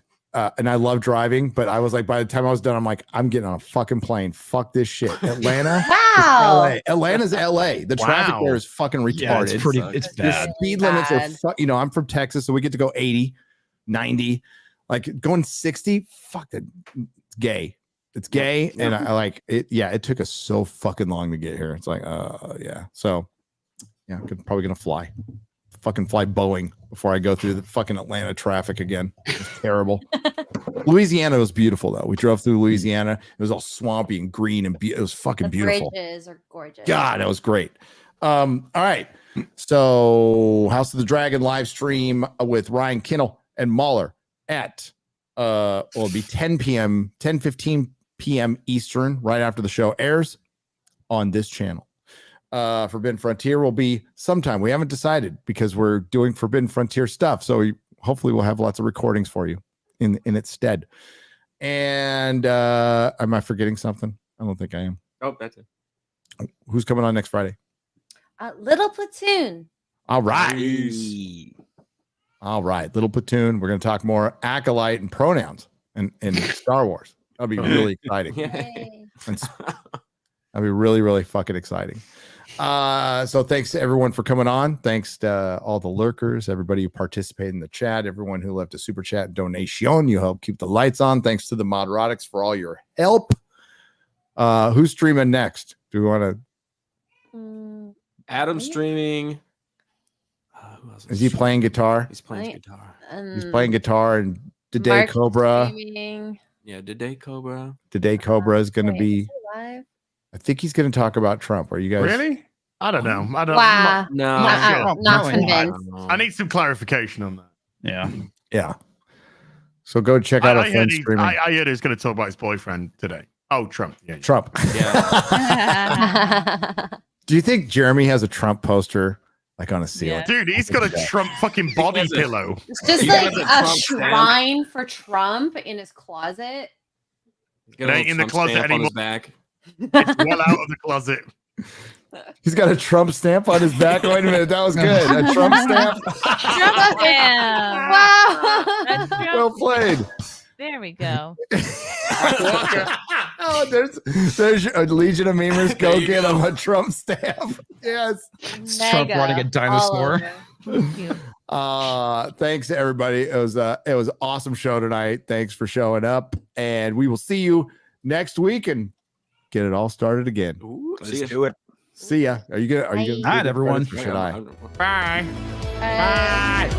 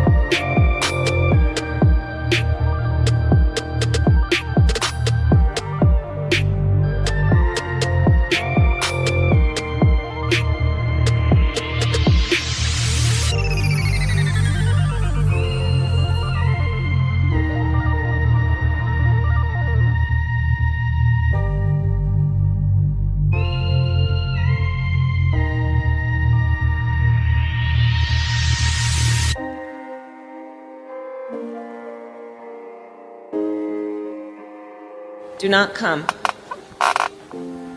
Do not come. I'm gonna come.